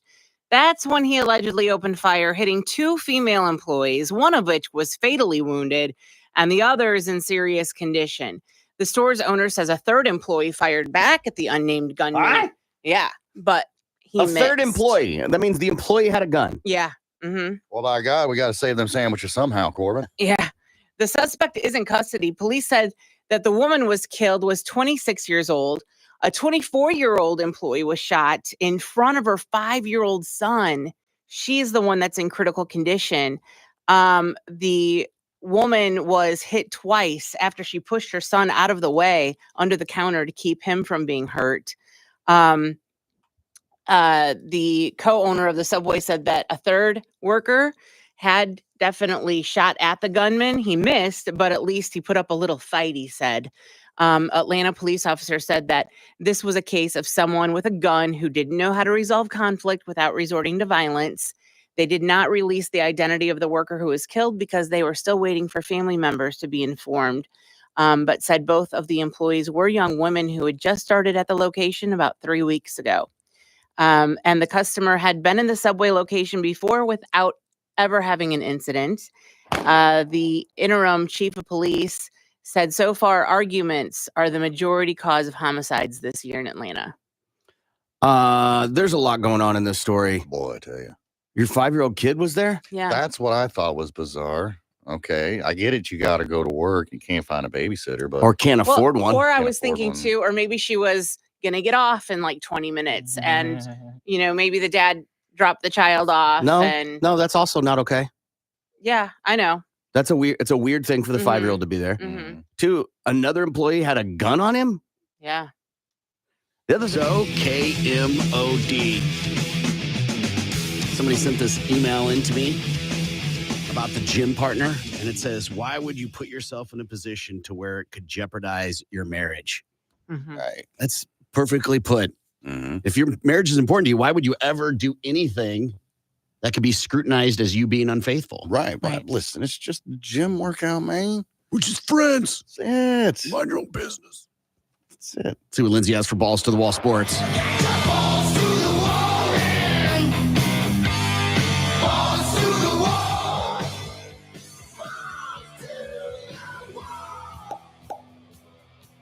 The expected news has come from the Vikings. An MRI has confirmed that quarterback Kirk Cousins did tear his Achilles on Sunday. The team noted that the timeline and details of Cousins' upcoming surgery will be determined this week. Cousins suffered the injury during the fourth quarter of the Vikings' victory over the Packers, with head coach Kevin O'Connell calling it a serious Achilles injury after the game. It was always a long shot that the MRI would show something different on Monday morning. Cousins now ends his 2023 season having completed 69.5% of his passes for 2,331 yards with 18 touchdowns and 5 interceptions. He's currently leading the league in touchdown passes. The Vikings have rookie Jaron Hall on their active roster at quarterback and Sean Mannion on the practice squad.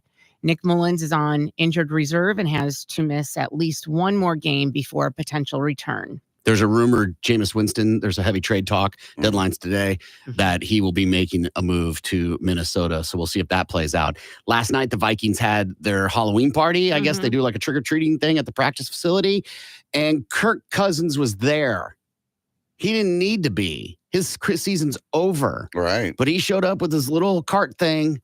His Right. They're signing autographs, meeting kids, still doing that part. He is a good dude. He is. He's a pretty good quarterback. Mm-hmm. He is hot and cold, but when he's good, man, he is good. Yeah. And to do that when he didn't have to, good dude, man. Yeah. And speaking of the trade deadline, any transactions involving players and picks must be completed by 4:00. Several teams have already gotten a head start on the deadline. The Seattle Seahawks acquired Leonard Williams from the Giants on Monday in exchange for a 2024 second-round pick and a 2025 fifth-rounder. The Pro Bowl defensive lineman has 39.5 career sacks and 470 total tackles. The Eagles are another team that got ahead of the curve. Philadelphia traded Terrell Edmonds along with 2024 fifth and sixth round picks to the Tennessee Titans for Kevin Byard last week. The safety made 7 tackles against the Commanders in his Philly debut. Elsewhere, the Vikings are a team to watch closely as Kirk Cousins suffered the Achilles injury. And that is your Balls to the Wall Sports. I'm Lindsay on 97.5 KMOD. Balls to the Wall Sports is powered by Miller Lite, the original light beer. Great taste, 96 calories. More of the Big Man Morning Show is next. Balls parties. I like that. Are you going to bring the powder? Are you going to be doing the powdering? Who's powder? Every patio party Powder since the before you age of come. time. Right. Every single one. Powder them up. Absolutely. Do you just like put a pile on like the counter and just kind of dip like you would your donuts and your coffee? No. Or? So what I do is I put it in my hand, right? Uh-huh. And then I waddle into the carpeted area in the closet, right? Okay. And then I have to it's kind of like a squat. Okay. And then I do the sides. Okay. And then I go underneath. Okay. No padding at all whatsoever. Just kind of. No padding. Okay. It's not padding. It's not playtime. Well, what you do in your carpeted part of your closet is your business. And then whatever's left Is it a goes in rub? my armpits. Okay. Makes sense. If it's not a pad, is it a rub down? That's what I said. I said rub. Rub. Yeah, on Right, each side. Yeah. Okay. Right. Yeah. What are you, a patter? I'm not a patter. I'm not even a powder. Dude. I'm a sprayer. Dude. I'm a sprayer. I got the talc spray, Dude, man. No. Mhm. Dude, going with powder is a game Dude, changer. You say that now, but on a steamy, balmy day like it has been, you get that cold spray on your boys. Woo. That's temporary relief. Yeah. I'm talking long lasting. Yeah, but I mean, it has the powder in it, and it does last a while. But that initial shock of the freezing cold air blasting in my balls feels great. Mm. Don't knock it till you Well, try what is it. the movement is what I'm worried about. What do you think it's going to blast them off like It a could sand Yes, blaster? I know. I don't want a cold burn. Airport runway worker killed after being sucked into the airplane engine. Yikes. Federal officials are investigating the weekend death of a grounds worker at the Alabama airport. NTSB said the worker at Montgomery Regional Airport was killed after he was sucked into the engine of an airplane. It happened Saturday afternoon, according to the NTSB. The American Airlines plane had just arrived from DFW when a ground support personnel was ingested into the engine. The unidentified worker was employed by Piedmont Airlines, which is a subsidiary of American Airlines. So, if you look at an engine, when it's not moving, it's got the little curly Q. Mm-hmm. That is on there to know if the plane engine is on. Well, that makes perfectly good sense. I guess it didn't work for this guy, though. He may not have been present that day or skipped that part of the training Right. process. I wonder what that is. Dude, Yeah. I don't even think you probably have time No, you don't feel anything. to. And does it? So when I was in high school, we had a family friend that owned a chicken farm. Mm-hmm. And during chicken harvest season, we would go and he'd pay us, and you make good money, right? Yeah. And you load up just the females, you don't load up the males, but you have to kill the males, and you're supposed to pop their necks and throw them in one of the cages, and then they get collected later, right? Yeah. Okay. Yeah, makes no sense. I'm sorry, cancel me. I don't know. I'm just saying that's the way it worked. Uh-huh. Some of us, not me, would throw the chicken into the industrial fan. That chicken into the industrial fan, which are those big. Boom, boom, boom, boom. No, not me. Have you seen my throws? I would never do. Listen, Pepsi bowling champ of the 8th That's grade. not throwing. You got to throw a ball. It's rolling. Whatever. You rolled that rooster on into the fan. And it kind of the point being is it would stall the fan wouldn't just keep running. Right. Right? Like it kind of would. Yeah, bog down a little bit. Yes. Yeah. Is that happening with an airplane? You would think. You would think. But if that's the case, if something that ends up getting sucked into the engine is automatically going to shut the engine off, that would not be a good idea for a plane. Because ducks, geese, birds, Superman, whatever. Yeah. I mean, the movie where they landed the plane in the Hudson, that's what that was about. Yeah. So if it was going to, shut off anytime something flew into the engine, well, they wouldn't be on the ground or they wouldn't be in the air. And what type of plane are we talking about? Mm-hmm. A big one, a small one. If it's a regional airport, seater? it's hard. No, it ain't a big one. But anyway, crazy. Yikes. Got to take a break. It wasn't me. I didn't do it. That was 30 years ago. And did you get any of the guts on you? What is it? No, you looking projects at out. a statute of limitations here to see if it's Totally. okay that you throw I your didn't say head okay. cocks in the fan? Come on. Wild brawl breaks out on dock among dozens of people. This happened out in Alabama on Saturday among dozens of people in a manic scene that mirrored a massive WWE fight, and it was all captured on video. Montgomery police have issued 4 active warrants as of Sunday, and more will likely follow as they review videos posted to X. Local NBC affiliates, station WSFA reported about 7 p.m. on Saturday, a witness claimed that a group of boaters refused to move their pontoon boat so that the Harriet II riverboat could dock. The account was seemingly backed up by the Montgomery mayor. Said last night the Montgomery Police Department acted swiftly to detain several reckless individuals for attacking a man who was doing his job. Warrants are being signed and justice will be served. A shirtless man appeared to throw the first punch, running up and punching the dock worker in the face. The worker tosses off his hat as onlookers shout, and the two struggle before two more men jump in and punch the staffer. A woman can be heard yelling at others to help the employee. A man then runs down a ramp to the dock, and another jumps in the river and swims over to defend the worker.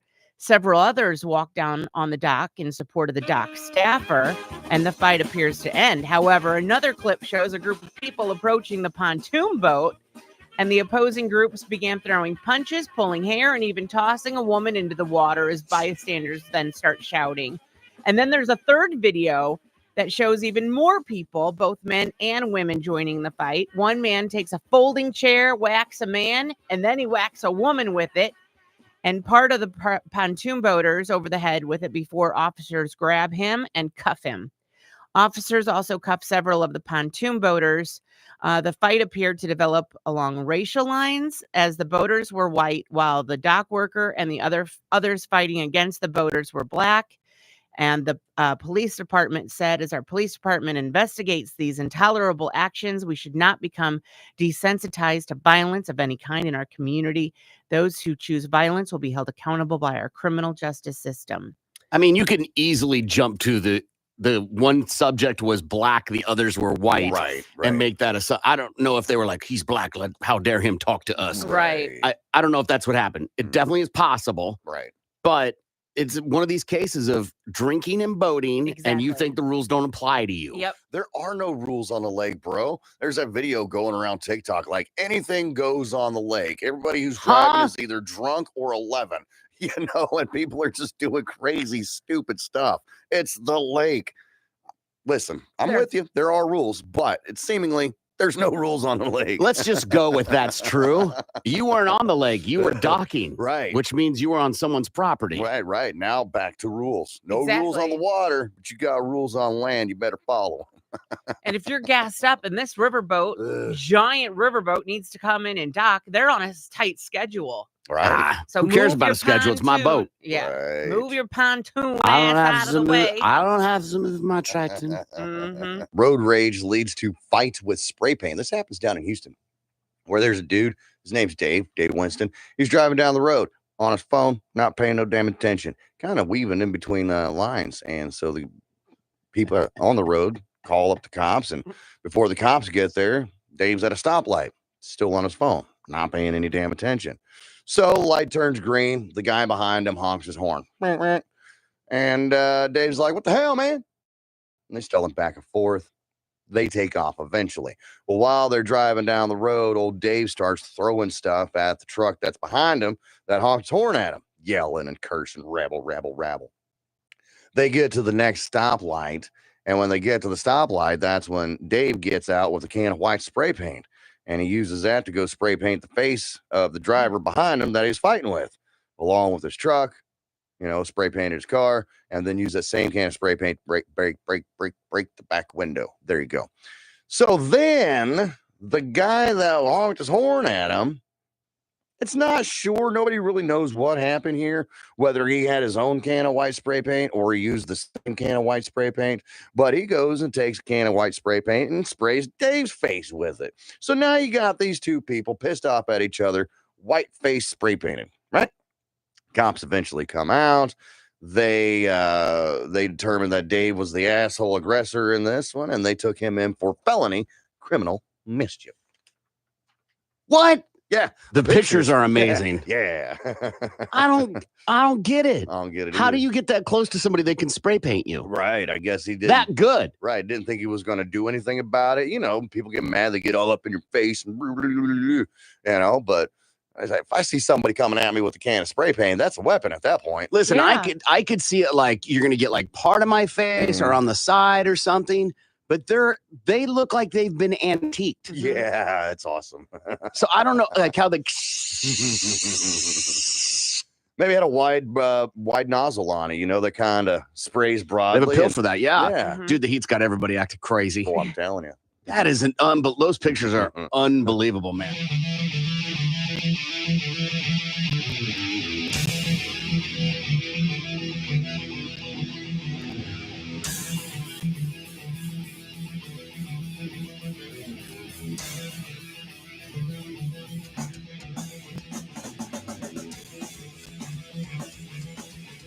Good morning. It's the Big Mad Morning Show, 918-460-KMOD. Qualifying people for Bud Light Bedlam. Alyssa Stanley of Claremore heard the cue, so Alyssa's in the running to win a pair of tickets to see OU and OSU in their last Bedlam game, and also maybe win some Bud Light swag. $100 Visa gift card in a case of Bud Light. Qualify every hour with us from Bud Light 97.5 KMOUD. Good morning, Lindsay. Good morning, Corbin. Happy 26th porn star birthday to Agatha Vega. You can see this Halloween baby in Two for Me, butt plugged in the shower. Vega's not a vegan. She eats meat and love vibrations. She's a 2021 Best New Performer of the Year award winner. Good morning, Gimpy. Well, good morning, Corbin. If you've got a local band and you want to open up for Hinder at this year's Cancer Sucks concert, well, you just go to KMOD.com, click on a contest page, and upload your one-song demo, and you could be the lucky one. All right, let's do To Tell the Truth. Time to tell the truth. This is your opportunity to ask anything you want. Just remember, keep it clean. No bodily fluids, nothing sexual, and don't forget, we can and will pass on a question. Let's open up the phone lines. Here's Corbin and the gang with all the truth you're going to need. 918-460-KMOD, 918-460-KMOD. So Halloween, best Halloween costume you ever had in your life that you've had. It could have been when you were a kid. Could have been last year, last weekend. Best Halloween costume you've ever had, Lindsay. When I was, Kevin and I, our first couple costume was, he was a priest and I went as a pregnant nun. That was pretty decent. Okay. One of my worst, though. Okay. My aunt worked for Pepsi, and she actually had, they had given away costumes, and she had, me and my cousins we were Pepsi vending machines. I thought that was ridiculous. So what did she give you that made you a Pepsi vending machine? A Pepsi vending machine costume. Oh, got it. Yes. I hated that costume. That Okay. was dumb. Gimpy. Going for the best, right? Yes, please. Okay. When I was in the fourth grade, yes, I was living in California, fourth grade, Mrs. Bailey's class. We didn't have a lot of money growing up, right, to buy costumes and stuff like that. So we always made costumes. I was a hobo for many, many years, but this year was the best one because my parents turned me into a robot. Okay. Got this giant box, right, for the body, and then another couple of like skinnier boxes for the arms, and then wrapped my head in aluminum foil for the body. Kept the face open, obviously, so I could breathe or whatever. But nonetheless, it was probably, and they spent hours on it, putting it together and measuring things. And, we worked on it together as an entire family, so with all that put together right there, the boxed robot was probably the best one. How about you? That's pretty fun, like, because the family aspect of it. Yeah. Mine would have to be, I was a California raisin one year, and we just took a garbage bag, right? Like we made big shoes and big gloves, and then took a garbage bag and cut a hole in it for my face, painted my face, but lifted the garbage bag up and tied it from the inside. So there was no sticking out on the top. Yeah. And it was a California raisin. Clever. I don't know how many times I was a hobo. I think I had to have been a hobo like 3 or 4 times. I still got the picture of the California raisin, man. It is. Do you still have it? classic. Oh, yeah. Awesome. Feel free to post I that. think I will here in a minute. Yeah, it is. It is mwah, chef's kiss. Bad. Totally 80s for sure. Yeah. That's a good one. That's good stuff. Yeah. What's the best present you've ever received, Lindsay? Best gift I've ever received. The one that I got mostly excited about probably was when my dad bought me snowblades. They're little short skis. Because I remember I was saving money to buy my own pair. And it was kind of like that scene in A Christmas Story. What's that behind the chair? And I went and grabbed them. And I was like, oh, maybe they're snowblades. And I opened them and they actually were. So I got to save all the money that I had been saving. Got to keep all that.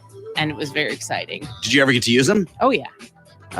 I used them. I still have them. I haven't used them since I was probably 22 years old, but yeah, I still have them. Not as a non-skiing person, what is the benefit of those compared to skis?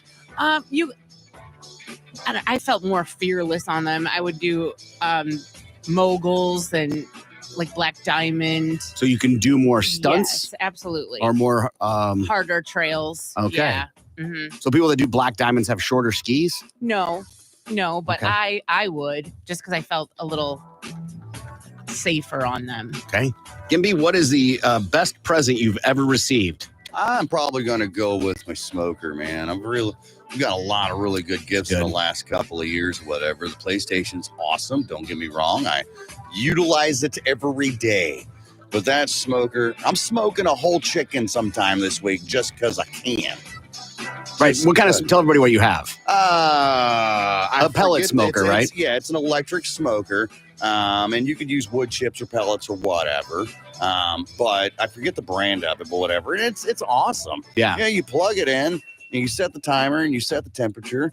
And you might have to go check on it every now and again for the most part. But I'm not sitting out there for hours on end in the cold, throwing more wood on there, or more coals, or stoking it or whatever, man. It's an awesome gift. Set it and forget it. Absolutely. Yeah. I was asking more of like pellet or whatever. It's I had a Bradley smoker that was like discs, and you had to load these discs into the machine, and it fed them one at a time and smoked these. And it was like a little refrigerator. It worked okay. Once you could figure out the temperature, it didn't have a very sophisticated mechanism for the temperature adjustment. Okay. But that was pretty good. But it was a set it and forget it type of thing. Yeah. Mine would have been probably last Christmas, I got a heated coffee mug. So you charge it on a base and then do whatever. I don't have to. It's not like the little plug-in thing, that is always on. You just set your mug on there. This is charged. It's got an app, all that stuff, because I would love that technology stuff. Nice. And so, I like that. How many hours does it stay warm? Like 2. That's nice. Maybe I'm a slow coffee drinker. Yeah. So it's pretty great. Yeah, that's a pretty good one. What is your superpower that you would probably be better off without? No matter how much I drink, I have never been hungover. That's what this person is. So what's your superpower that you would probably be better off without? Lindsay? Multitasking. Probably. I do that around the house. My husband says there's no such thing as multitasking. But I should probably just stick to one thing, get it done, and then move on to the next. But So why shouldn't it be your superpower, though? Because I take too long and I'm never getting actually everything done. Oh, okay. You know what I mean? Like, I'll start the laundry and I'm still doing the laundry at 9:00 at night, when I should just get it all done at once and then move on to the next project. Okay. Gimpy? I have this uncanny ability to guess the time without having to look at a clock at all whatsoever. And that does nobody no good, except for I don't have to look at my watch, my phone, or the sun. You see what I'm saying? So I could totally deal without that. But I am pretty good at it. Usually get it within a couple of minutes if it's not spot on. Oh, a couple minutes. Because I was going to ask, what's the window of error that's allowed? 40 minutes each side? No. It's usually within 5 minutes on either side, which I think is pretty accurate without looking at anything, just pulling a number out of my head. Mine would be that everything is a nail. Okay. What do you mean by that? I'm a hammer. Anything task done. Oh, okay. Right? Everything's 100%. Gotcha. No matter, even if it's deserving of 100%. Okay. If you could pick between dating a superhero or a supervillain, who would you choose? Lindsay? A superhero, because I don't want to date a supervillain because I'd always be worried about them being captured or they eventually get caught and then you're stuck alone. But aren't supervillains trying to kill superheroes? And superheroes do get caught from time to time by the supervillain. That is true. But everyone loves a superhero. Do they? Some people love villains. I do like Bad Boy too, but superheroes are always better looking in the comics. Batman's always better looking. Superman was always better looking. Gimpy. I'm going with the supervillain. I feel they're going to be more freaks in the sack.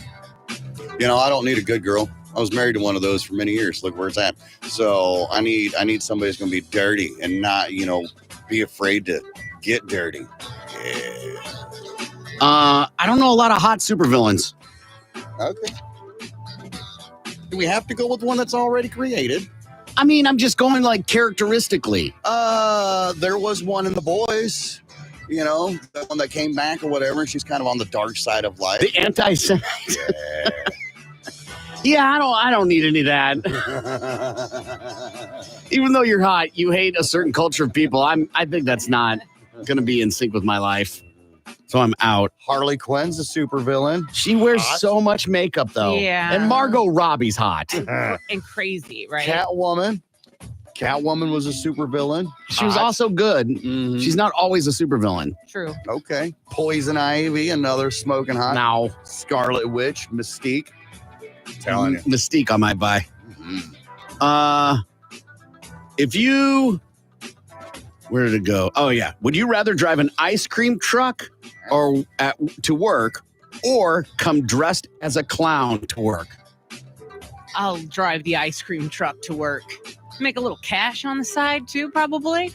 Why not? Gimpy. See, you're assuming that the ice cream truck has ice cream in it, right?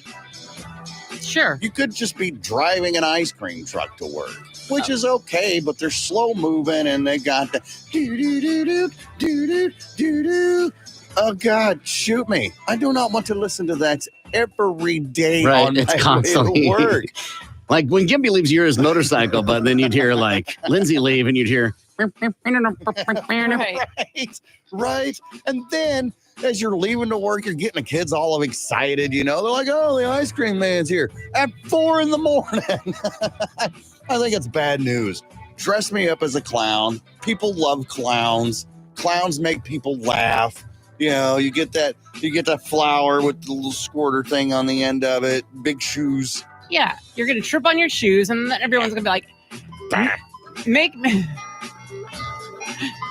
a balloon animal, clown." I'd be like, all right. No, fine. you can't do it. You don't know how to do that. You'll be like, "I can tell you the time if I look at the sky." Like that's not impressive. God, shoot me now, man. A 22-minute loop. Oh my gosh! Amazing. Yeah. Before like you could download it on your phone, how did you get it? Did you have to get like a tape player and hook it up in your car and have a bunch of 9 volts? No, Yes, I guess, yeah. probably. Yeah, I don't know. Yeah. I already do the latter, so might as well drive the truck. To tell the truth, 918-460-KMOD. Ask any question you want. What supercar or super bike would you like to drive, if not ride in, at least once in your life? What supercar or super bike would you like to drive, if not ride in, at least once in your life? Lindsay. Supercar is in like a superhero's car. Oh, it's an actual type of a car. All right. Like you have cars, trucks, vans, SUVs, supercars, a la Bugattis, Lamborghinis, Ferraris, stuff like that. Ooh, I think it would be fun to take a spin in a Ferrari. Go really fast. With a professional driver, though. You just want to ride in. Yeah. Gimpy. I've always been a huge fan of the Vipers, the Dodge Vipers, right? So that was my first guess, my initial reaction. But man, the Bugatti Veyron's a bad bitch, man. I like riding that one. Even if it is just passenger side, I'm all right with it. I want to say a Formula One car, Okay. but that's not what we're talking about, right? No. So then probably one of the high-end Ducatis motorcycles. Nice. Ride bitch. Snugged up. Right. Hold on real tight. Doesn't have a face mask or anything. It just covers your head. Halloween, Thanksgiving, Christmas, or New Year's, rank favorite to least. And which food do you look forward to the most on those days? Lindsay Oh, Thanksgiving is first. is first, Okay. definitely. I love the holiday because it's all about the food. You don't have to buy any gifts. And of course, I look forward to all of the food, really, but mashed potatoes and gravy, come on. And then Halloween. I just love Halloween. So Thanksgiving, Halloween. Mm-hmm. And then, honestly, New Year's. We do homemade pizzas on New Year's. It's tradition. Christmas is And last. Christmas. Because Christmas That's is just so shocking. greedy. You love gifts. But I love giving gifts. I do. I love giving gifts. But it just gets so greedy that it's what everyone expects gifts. It just gets too greedy. Gimby. Christmas, number one, man. It's not all about the gifts, Lindsay. It's also about hanging out with your family and your friends. That's what Thanksgiving is for. You get the added bonus of gifts and eggnog with Christmas or whatever. Christmas has always been my favorite. Thanksgiving probably in second place. The food is good, and yet you still are gathered around with your friends and your family. And then New Year's, because we're gathered around friends and family, partying our asses off, starting off a whole new year there. And then, of course, Halloween's going to be last. I mean, I don't hardly ever dress up. This is the first time in God knows how long I've dressed up for Halloween. I don't eat candy that much anymore. So it's just a dull holiday. Okay. Thanksgiving, Bloody Marys. Christmas, Bloody Marys. I like where you're going. New Year's, Bloody Marys, and then Halloween. And I guess candy. Right. What are my choices? Right. Candy. That's it, right? Hey, you figured that New Year would have been top of your list, being as that it's your birthday and all. I mean, I like but in terms of a holiday, Right. New Year's is stupid. I've said this many times on the air. It's a stupid holiday. Let's just all come to work Like, on places- January 1. Places aren't open. You can't, restaurants. Everybody's home, hungover, wanting something, and nothing open. Right. But if you were smart, you got your black-eyed peas and your cabbage, you got something. Right, as playing a clown. Playing a fool for the next year, like, this'll change everything. I just haven't, my legume intake need to be higher. And boiled lettuce. That will change everything. It's a stupid holiday. I got to be subjected to countdown shows of the stupidest S from the year. Oh, I loathe New Year's Day. Sorry. The only good thing about it is it's my birthday. Right? Even though it was my birthday, I'm like, hey, you want to go do something? I'm hungover, man. It's a stupid day.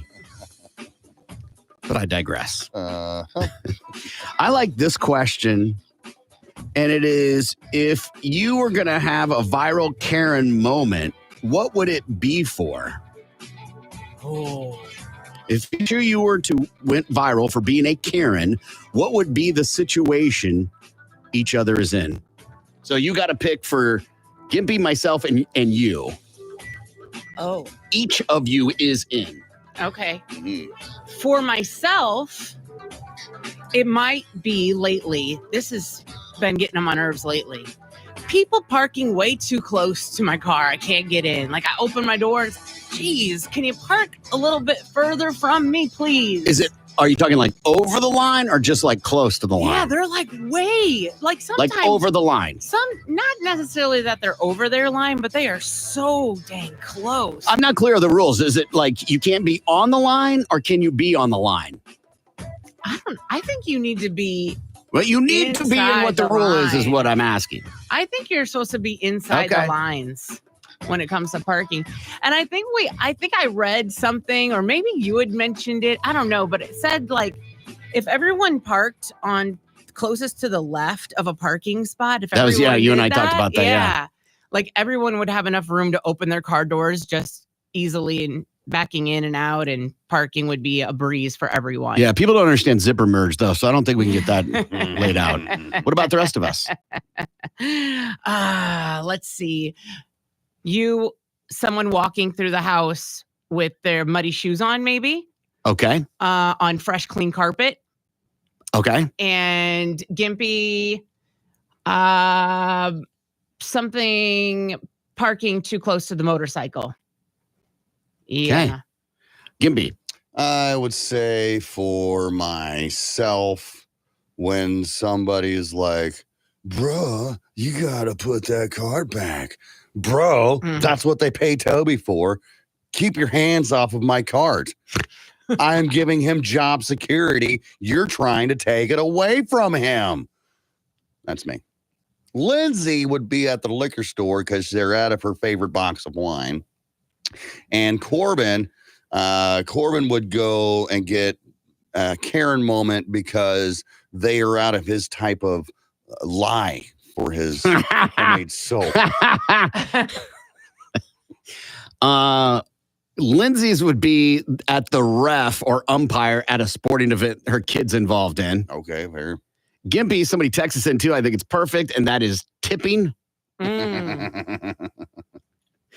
And mine would be not returning your cart because it's petty. Right. All of them are petty, right? Yes. Every last one of them. All right, we got to take a break. We'll be back. Tulsa's Same time. Right, because those don't require writers. Yes. Huh.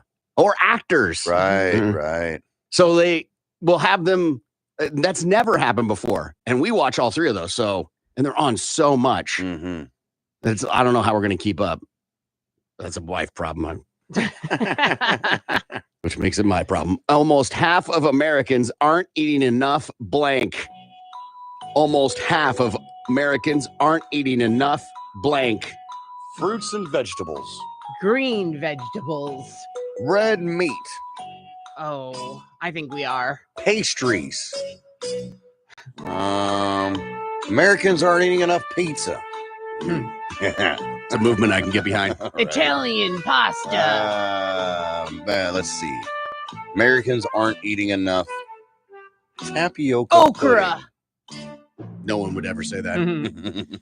Americans say they love apples, oranges, and bananas, but 43% admit it to not eating enough fruit even once a day. According to a new survey, it found that 52% confess to not eating veggies on the reg.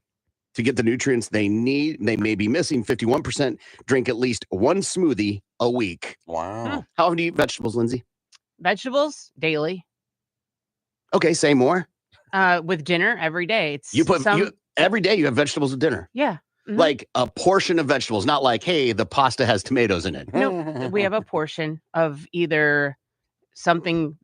It's either a green bean, it's either Brussels sprouts, asparagus. Those are the three staples in our house. Gimby? Yeah, same thing. Every day. Every day. Every day. Every day. It's a protein, a meat of sorts. Okay. And then usually taters of some kinds, be it mashed potatoes or, scalloped potatoes, something to that effect. So meat, protein, carb, and then a vegetable every day. That's the three things on my plate. I have recently, went to the store the other day. I was like, you know what? I haven't had fruit in a damn coon's age. So I went to town, got a bag of grapes and some watermelons and, other stuff like that. I eat fruit every day, Mm-hmm. but as far as vegetables, if it's in the Hello Fresh, yes. Right. But not, and maybe if we're grilling. Mm-hmm. Yeah. I make it a point every time I get groceries to get like 4 or 5 things of frozen vegetables, whatever. Yeah. You said mashed potatoes, and I just don't count those as vegetables. No, they're not. Raw potatoes or whatever, like a baked Starch. potato would be all right, but I mean, if you're going to count a baked potato, you should be able to count mashed potatoes, and you should be able to count French fries. okay.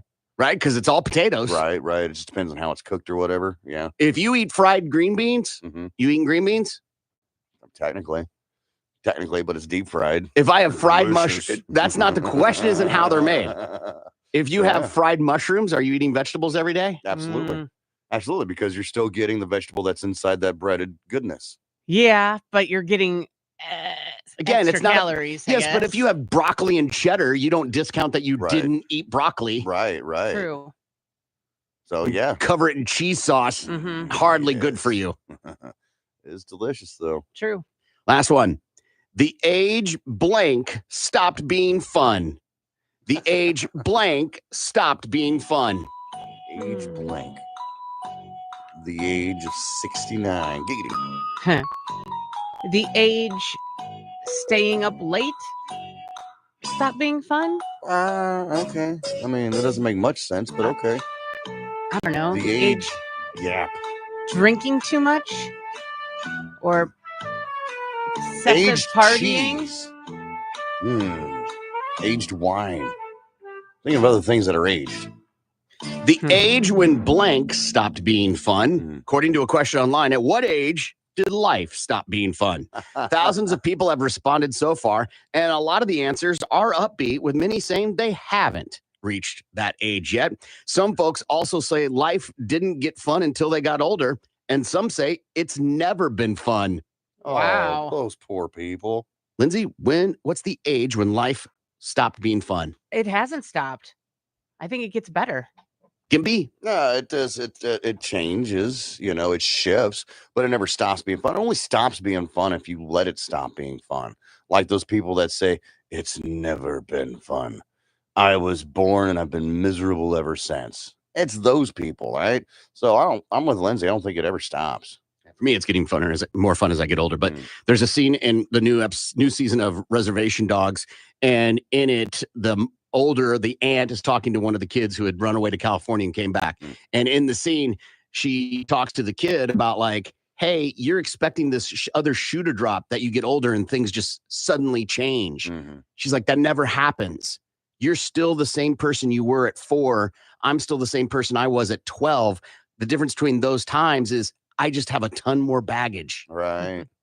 And that baggage weighs you down. And I was like, damn, that's truth. Teen arrested after allegedly biting a nightclub employee's testicles. Oh, Jesus Christ. Wow. A young Detroit man is facing assault charges after he allegedly bit a nightclub employee's balls. Police say Gino Hearn punched and bit 2 employees after he was denied entrance Monday night. A 20-year-old employee told police that the man grabbed his testicles and bit them. The employee was then taken to the hospital after police placed the 19-year-old in handcuffs. He's facing multiple felony charges and was given a $25,000 cash bond. What I don't understand is, how did he bite his balls? What were they north-south on this guy? Like, did they have him on the ground and he was sitting on his face? I mean, it could be. It could be a simple drop to the knees and a chomp. You say that he grabbed them, right? It says he grabbed the testicles and bit them. Yeah, so my guess is he drops down, grabs the balls, pulls them towards him. This is all through the pants, by the way. Pulls them through through jeans? them. Yeah, pulls them through, and then I don't know, dude. What, you don't think that you could do it through jeans? No, I'm thinking there's got to be more to this story. I think you can kind of bite through jeans, but even if we're in a tussle, I'm gonna and I feel you near my genitals, I'm moving my hand down there, right, to move your face away, right. You know what I mean? Yeah. You would like to think that, I'm, as someone who's been in scenarios where a face gets in your crotch, you grab and take your hand and move it away. I guess. I just don't let people near my balls. I mean, you want to try it? I'll come in there. We can try it. Sure, let's see how close you get. Get on your knees and try to put your face in my balls. See what happens. See how close you can get. I'll give you $100 if you can put my... Nope, not saying it. Yeah, almost got you. Delta flight forced into emergency landing by passengers' diarrhea. a 350 aircraft was 2 hours into a transatlantic flight from Georgia to Spain on Friday when the pilot asked to come back because of the fecal fiasco. They said, "This is a biohazard issue," the pilot said to air traffic control, recorded from the liveatc.com. It was shared to Twitter. "We've had a passenger who's had diarrhea all the way through the airplane, so they want us to come back to Atlanta." The identity of the passenger remains a mystery, but the passengers and crew were transferred, and flight DL-194 finally made it to Barcelona at 5:10 p.m. the very next day, 8 hours later than scheduled. It's not known if the passenger who had the diarrhea problem was aboard the plane when it touched down in Spain or not. An alleged Federal Aviation Authority flight strip was posted on Reddit, which appeared to confirm the situation involved biohazard all over the plane. Cleaning crews were able to scrub down the air. Belleville, Illinois, a law on Halloween solicitation forbids anybody above 8th grade from going trick-or-treating. The city also requires anyone over 12 years old to get permission from the mayor or chief of police if they want to wear a mask or disguise on days other than Halloween. I like the fact that they're like, hey, no kids, over the 8th grade trick-or-treating. You're too big for that. Save some for the little ones, you fatty. Why they gotta be fat? So in 1967 in Portsmouth, Virginia, a group of trick-or-treaters poured a can of paint onto a woman's carpet. A teenager dropped fireworks into another child's candy bag, and a 14-year-old boy was stabbed to death by another teen after allegedly trying to steal candy. So they were like, okay, we're not doing this anymore. And they made it a rule that children older than 12 cannot trick or treat. And if they do, they'll spend 6 months in jail. That's terrible. Which part? The death? No. Exploding candy, man. Right. No, that kids over 12 can't trick or treat. But if they're going to be stabbing other kids over candy, doesn't it make sense? Not all 12 and older are going to do that. Not everybody murders, but Right. they have laws to protect that. Mm-hmm. Like some 12, 13, 14, they take their younger siblings out. Because they have to. Right, because mom and dad are passing out candy, having cocktails. All right. But they don't. That doesn't mean that they're entitled to the candy at the door. You watch your little brother and sister and make sure they're not running out in the street.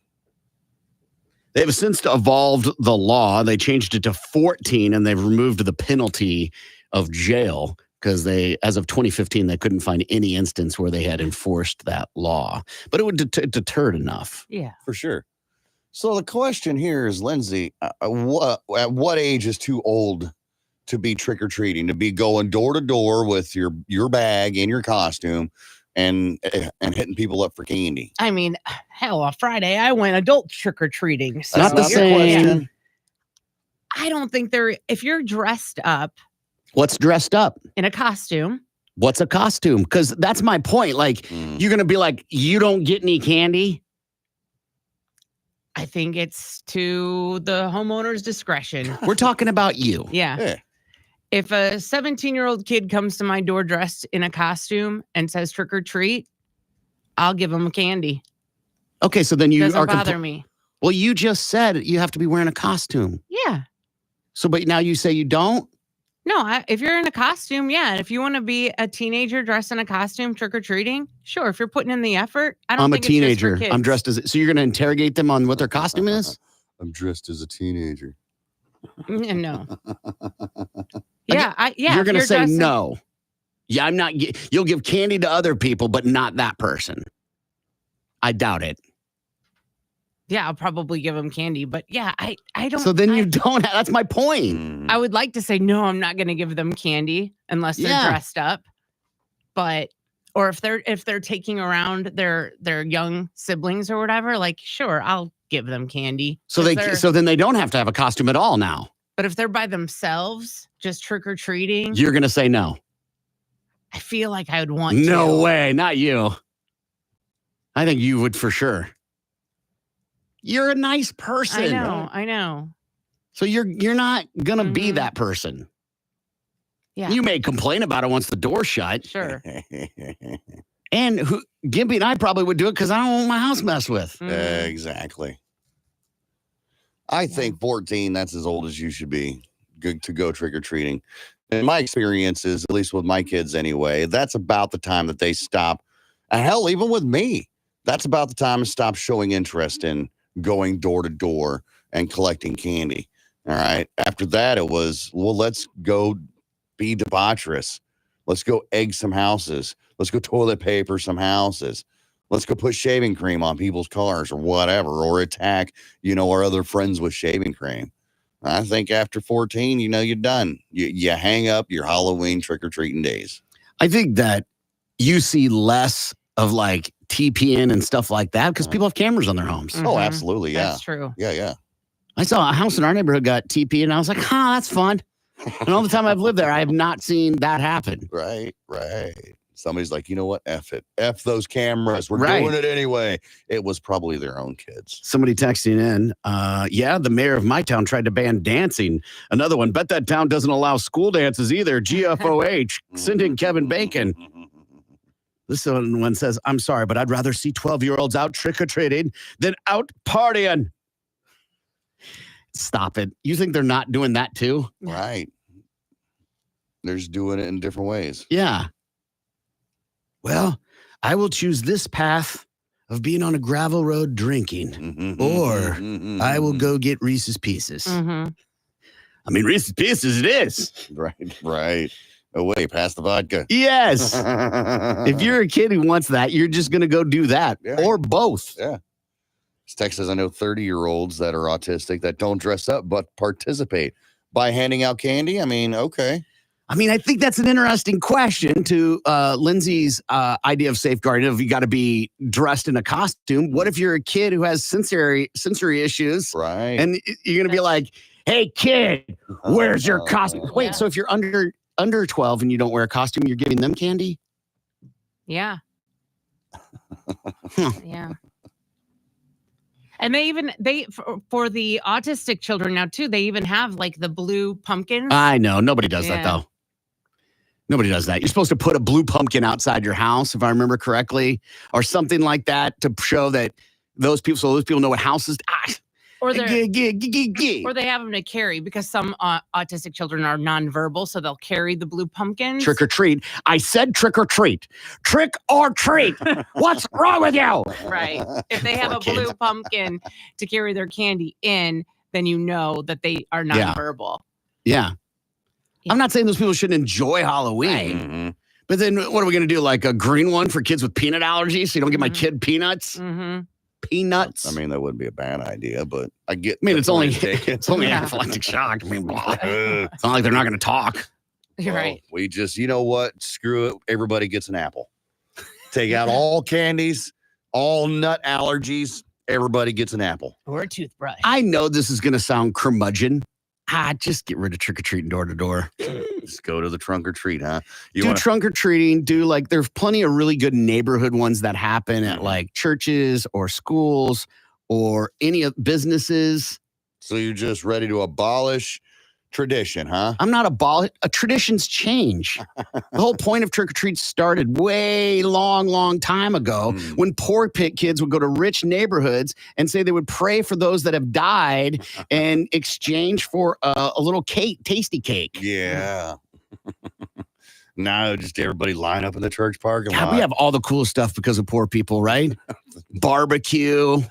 Yeah. Right? Trick or treating. Any type of stew. Thank you, poor people. Poor people making the world a better place. I'm telling you. Beer. Yeah. All right. Moonshine. Man, we do not give enough props to poor people. Nope. It all goes to the rich people because they got the money. One poor person says, I'll pray for your kid. Barbecue. And then the Richie that opens the doors like, ting. I want some of that barbecue. All right, we got to take a break. We'll be back. Tulsa's morning show is coming right back. I didn't think about that, yeah. Well, it was a different time then. Right. It changes. Empathy towards humans. Right. 60 years is a long time, though, Yeah. for a game show. Yeah, for sure. It just makes me wonder how long those are going to be on. Are they going to keep doing it? They're going to revamp it, make it different so they can keep that name going? Because really, that's all that people are going because of the name. People were watching because of the name, because they watched it growing up. Everybody knows that when you're sick and you're staying home from school, you're watching The Price is Right. Yeah. You I know? think shows like Price is Right is a different game show, obviously, than like Jeopardy or Wheel, because they have to technologically evolve. Okay. They have to evolve the show and the games. Right. You can have some classics, but you've got to introduce new games on Price is Right, because technology changes and people's understanding of things changes. And that makes sense. Wheel of Fortune, it's spin a wheel, earn points. It's Now, the how same they game. derive the letters and things like that, or on Jeopardy, can obviously change. But overall, it's the same game. Yeah. There's no need to change it. Tic-tac-toe, celebrity whatever, doesn't last because you get annoyed. You get annoyed with just because you're famous doesn't mean you're awesome. Yeah. Hollywood Squares. Yeah, thank you. Yeah. And some of these other shows, that's why I like Pyramid, and like it runs its exhaustion level. That's why they don't do just Celebrity Wheel of Fortune. You want to see people that are like, quote unquote, you win. Right. It gives you hope Absolutely. and a chance that you could be on that show someday and you could win that money. The number of people that are like, to know someone to be on Wheel of Fortune is rare. Think about all the times they come through and recruit people, and then how many people from here actually get on the show? Not very many, if you think about it. So where do those people come from? Well, they recruit people. Some are up and coming actors. Like they tried, because they have to fill it. Lindsay's tried to be on game shows before. One of the hardest parts about being on a game show is that you have to fly out on your own, put yourself up, and you might get on the show. Right. They don't pay for you to be out there until you finally make the final cut. And when you're on the show, you might just get the minimum, which is like $1,000 now or something like that, which you're like, that's a lot. It is a lot. Not after hotel and airfare and expenses. In California. In anywhere. Yeah. You go to any hotel, you're not gonna, even if you're gonna stay at the Comfort Inn. Right. And if you are, it's still $200. You're there a week. That's $1,000. It doesn't matter where it's at. You ain't staying at the Sunnyside Inn with the satellite dish painted yellow. Right. With all the crackheads and whores. Well, I mean, you can get that anywhere, any hotel, right? I saw this story circulating today about TikTok doctors warning the #1 position for penile fractures. Number one, 50. I want to make sure I get that. I would hate to fumble this. It's the most dangerous sex position, according to science. It's the cause of 50% of penile fractures. 50. That's a lot. So of all the penile fractures that happen, half are because of this sex position. What do you think, Lindsay? Doggy style. Okay, Gimpy? I am going to say it is the reversed cowgirl. It is the reverse cowgirl. Which is my favorite by far. Sure. Yeah. Yes, all of them are good. Yes. Yeah, I don't know. Even plain old vanilla is good. Yeah. Yeah. The line of great is pretty thin from a guy's standpoint. Right. I mean, I guess it kind of makes sense because they're not looking and paying attention. But are you really looking and paying attention even if you're facing forward? You know what I mean? There's obviously no bones inside a penis. So it's a tear in the frenulum or the tunica albuginea. Sure. This is a rubbery sheath of tissue that allows for the penis to do what it does best. And that there is this new resurgence because of the doctor saying this on TikTok that people are like, oh, okay. So they're seeing more broken boners now because of the TikTok? No. The story of this being the #1 sex position for a broken wee-wee. Okay. I've never had a fractured penis. So I don't know what that would be like. It's not fun. I mean, it didn't break or anything. You've had a fractured I penis? don't want to say fractured, but things didn't work out the way that it had, and it should have zigged when I should have zagged. You know what I mean? I'm glad you're saying this. I was Mhm. hoping you would say this. Yeah. How would you know you have a fractured penis? You would have to go to a doctor to know for sure. Mhm. So, like, I'm pretty sure, I'm just making an assumption here that Gimpy did not go to the doctor in Right. regards to his penis No, situation. No. So it's a self-determined diagnosis. Yeah, you know when you break an arm or a leg. When I slipped on the smallest patch of ice in the parking lot, there was an audible pop.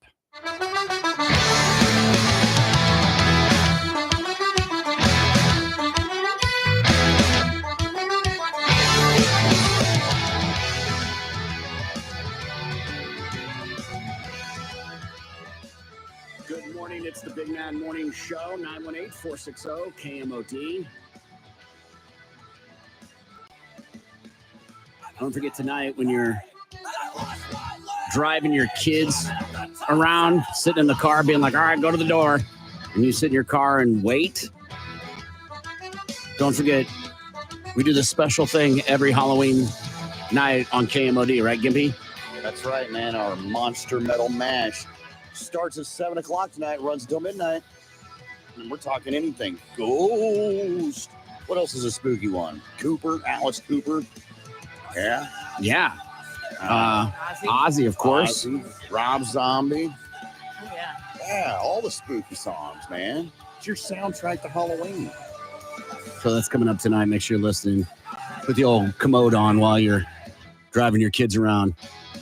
Trying not to hit other kids with your car. All right, Lindsay, what'd you learn today? It's Halloween, the one day a year we actually encourage our kids to take candy from strangers. And if you like the way you're living, thank a poor person. Gimpy, what'd you learn today? I learned that Corbin had something dropped in his eye that made it all sticky. Maybe next time you should wear your safety glasses. I also learned that if sex, drugs, and alcohol is what gets you killed in a slasher movie, I'm first one out. I learned if it's white and creamy, sign Gimpy up. And I also learned Lindsay loves a bad boy who's afraid of the dark. It's Corbin saying, make sure that dishwasher's loaded right. It's Lindsay. Stop tracking my cycle. This is Gimpy, and I'm sorry. Teen arrested for setting hotel fire after fighting with mom. This also comes out of Florida, Ocala, Florida, where I guess a 16-year-old girl got in a fight with her mom at like 3:30 in the morning and then goes down into the lobby and sets a sofa on fire. So the police and the ambulance and the fire trucks, everybody comes out, all these emergency crews or whatever. All 320 residents of the hotel, all the guests were evacuated at 3:30 in the morning.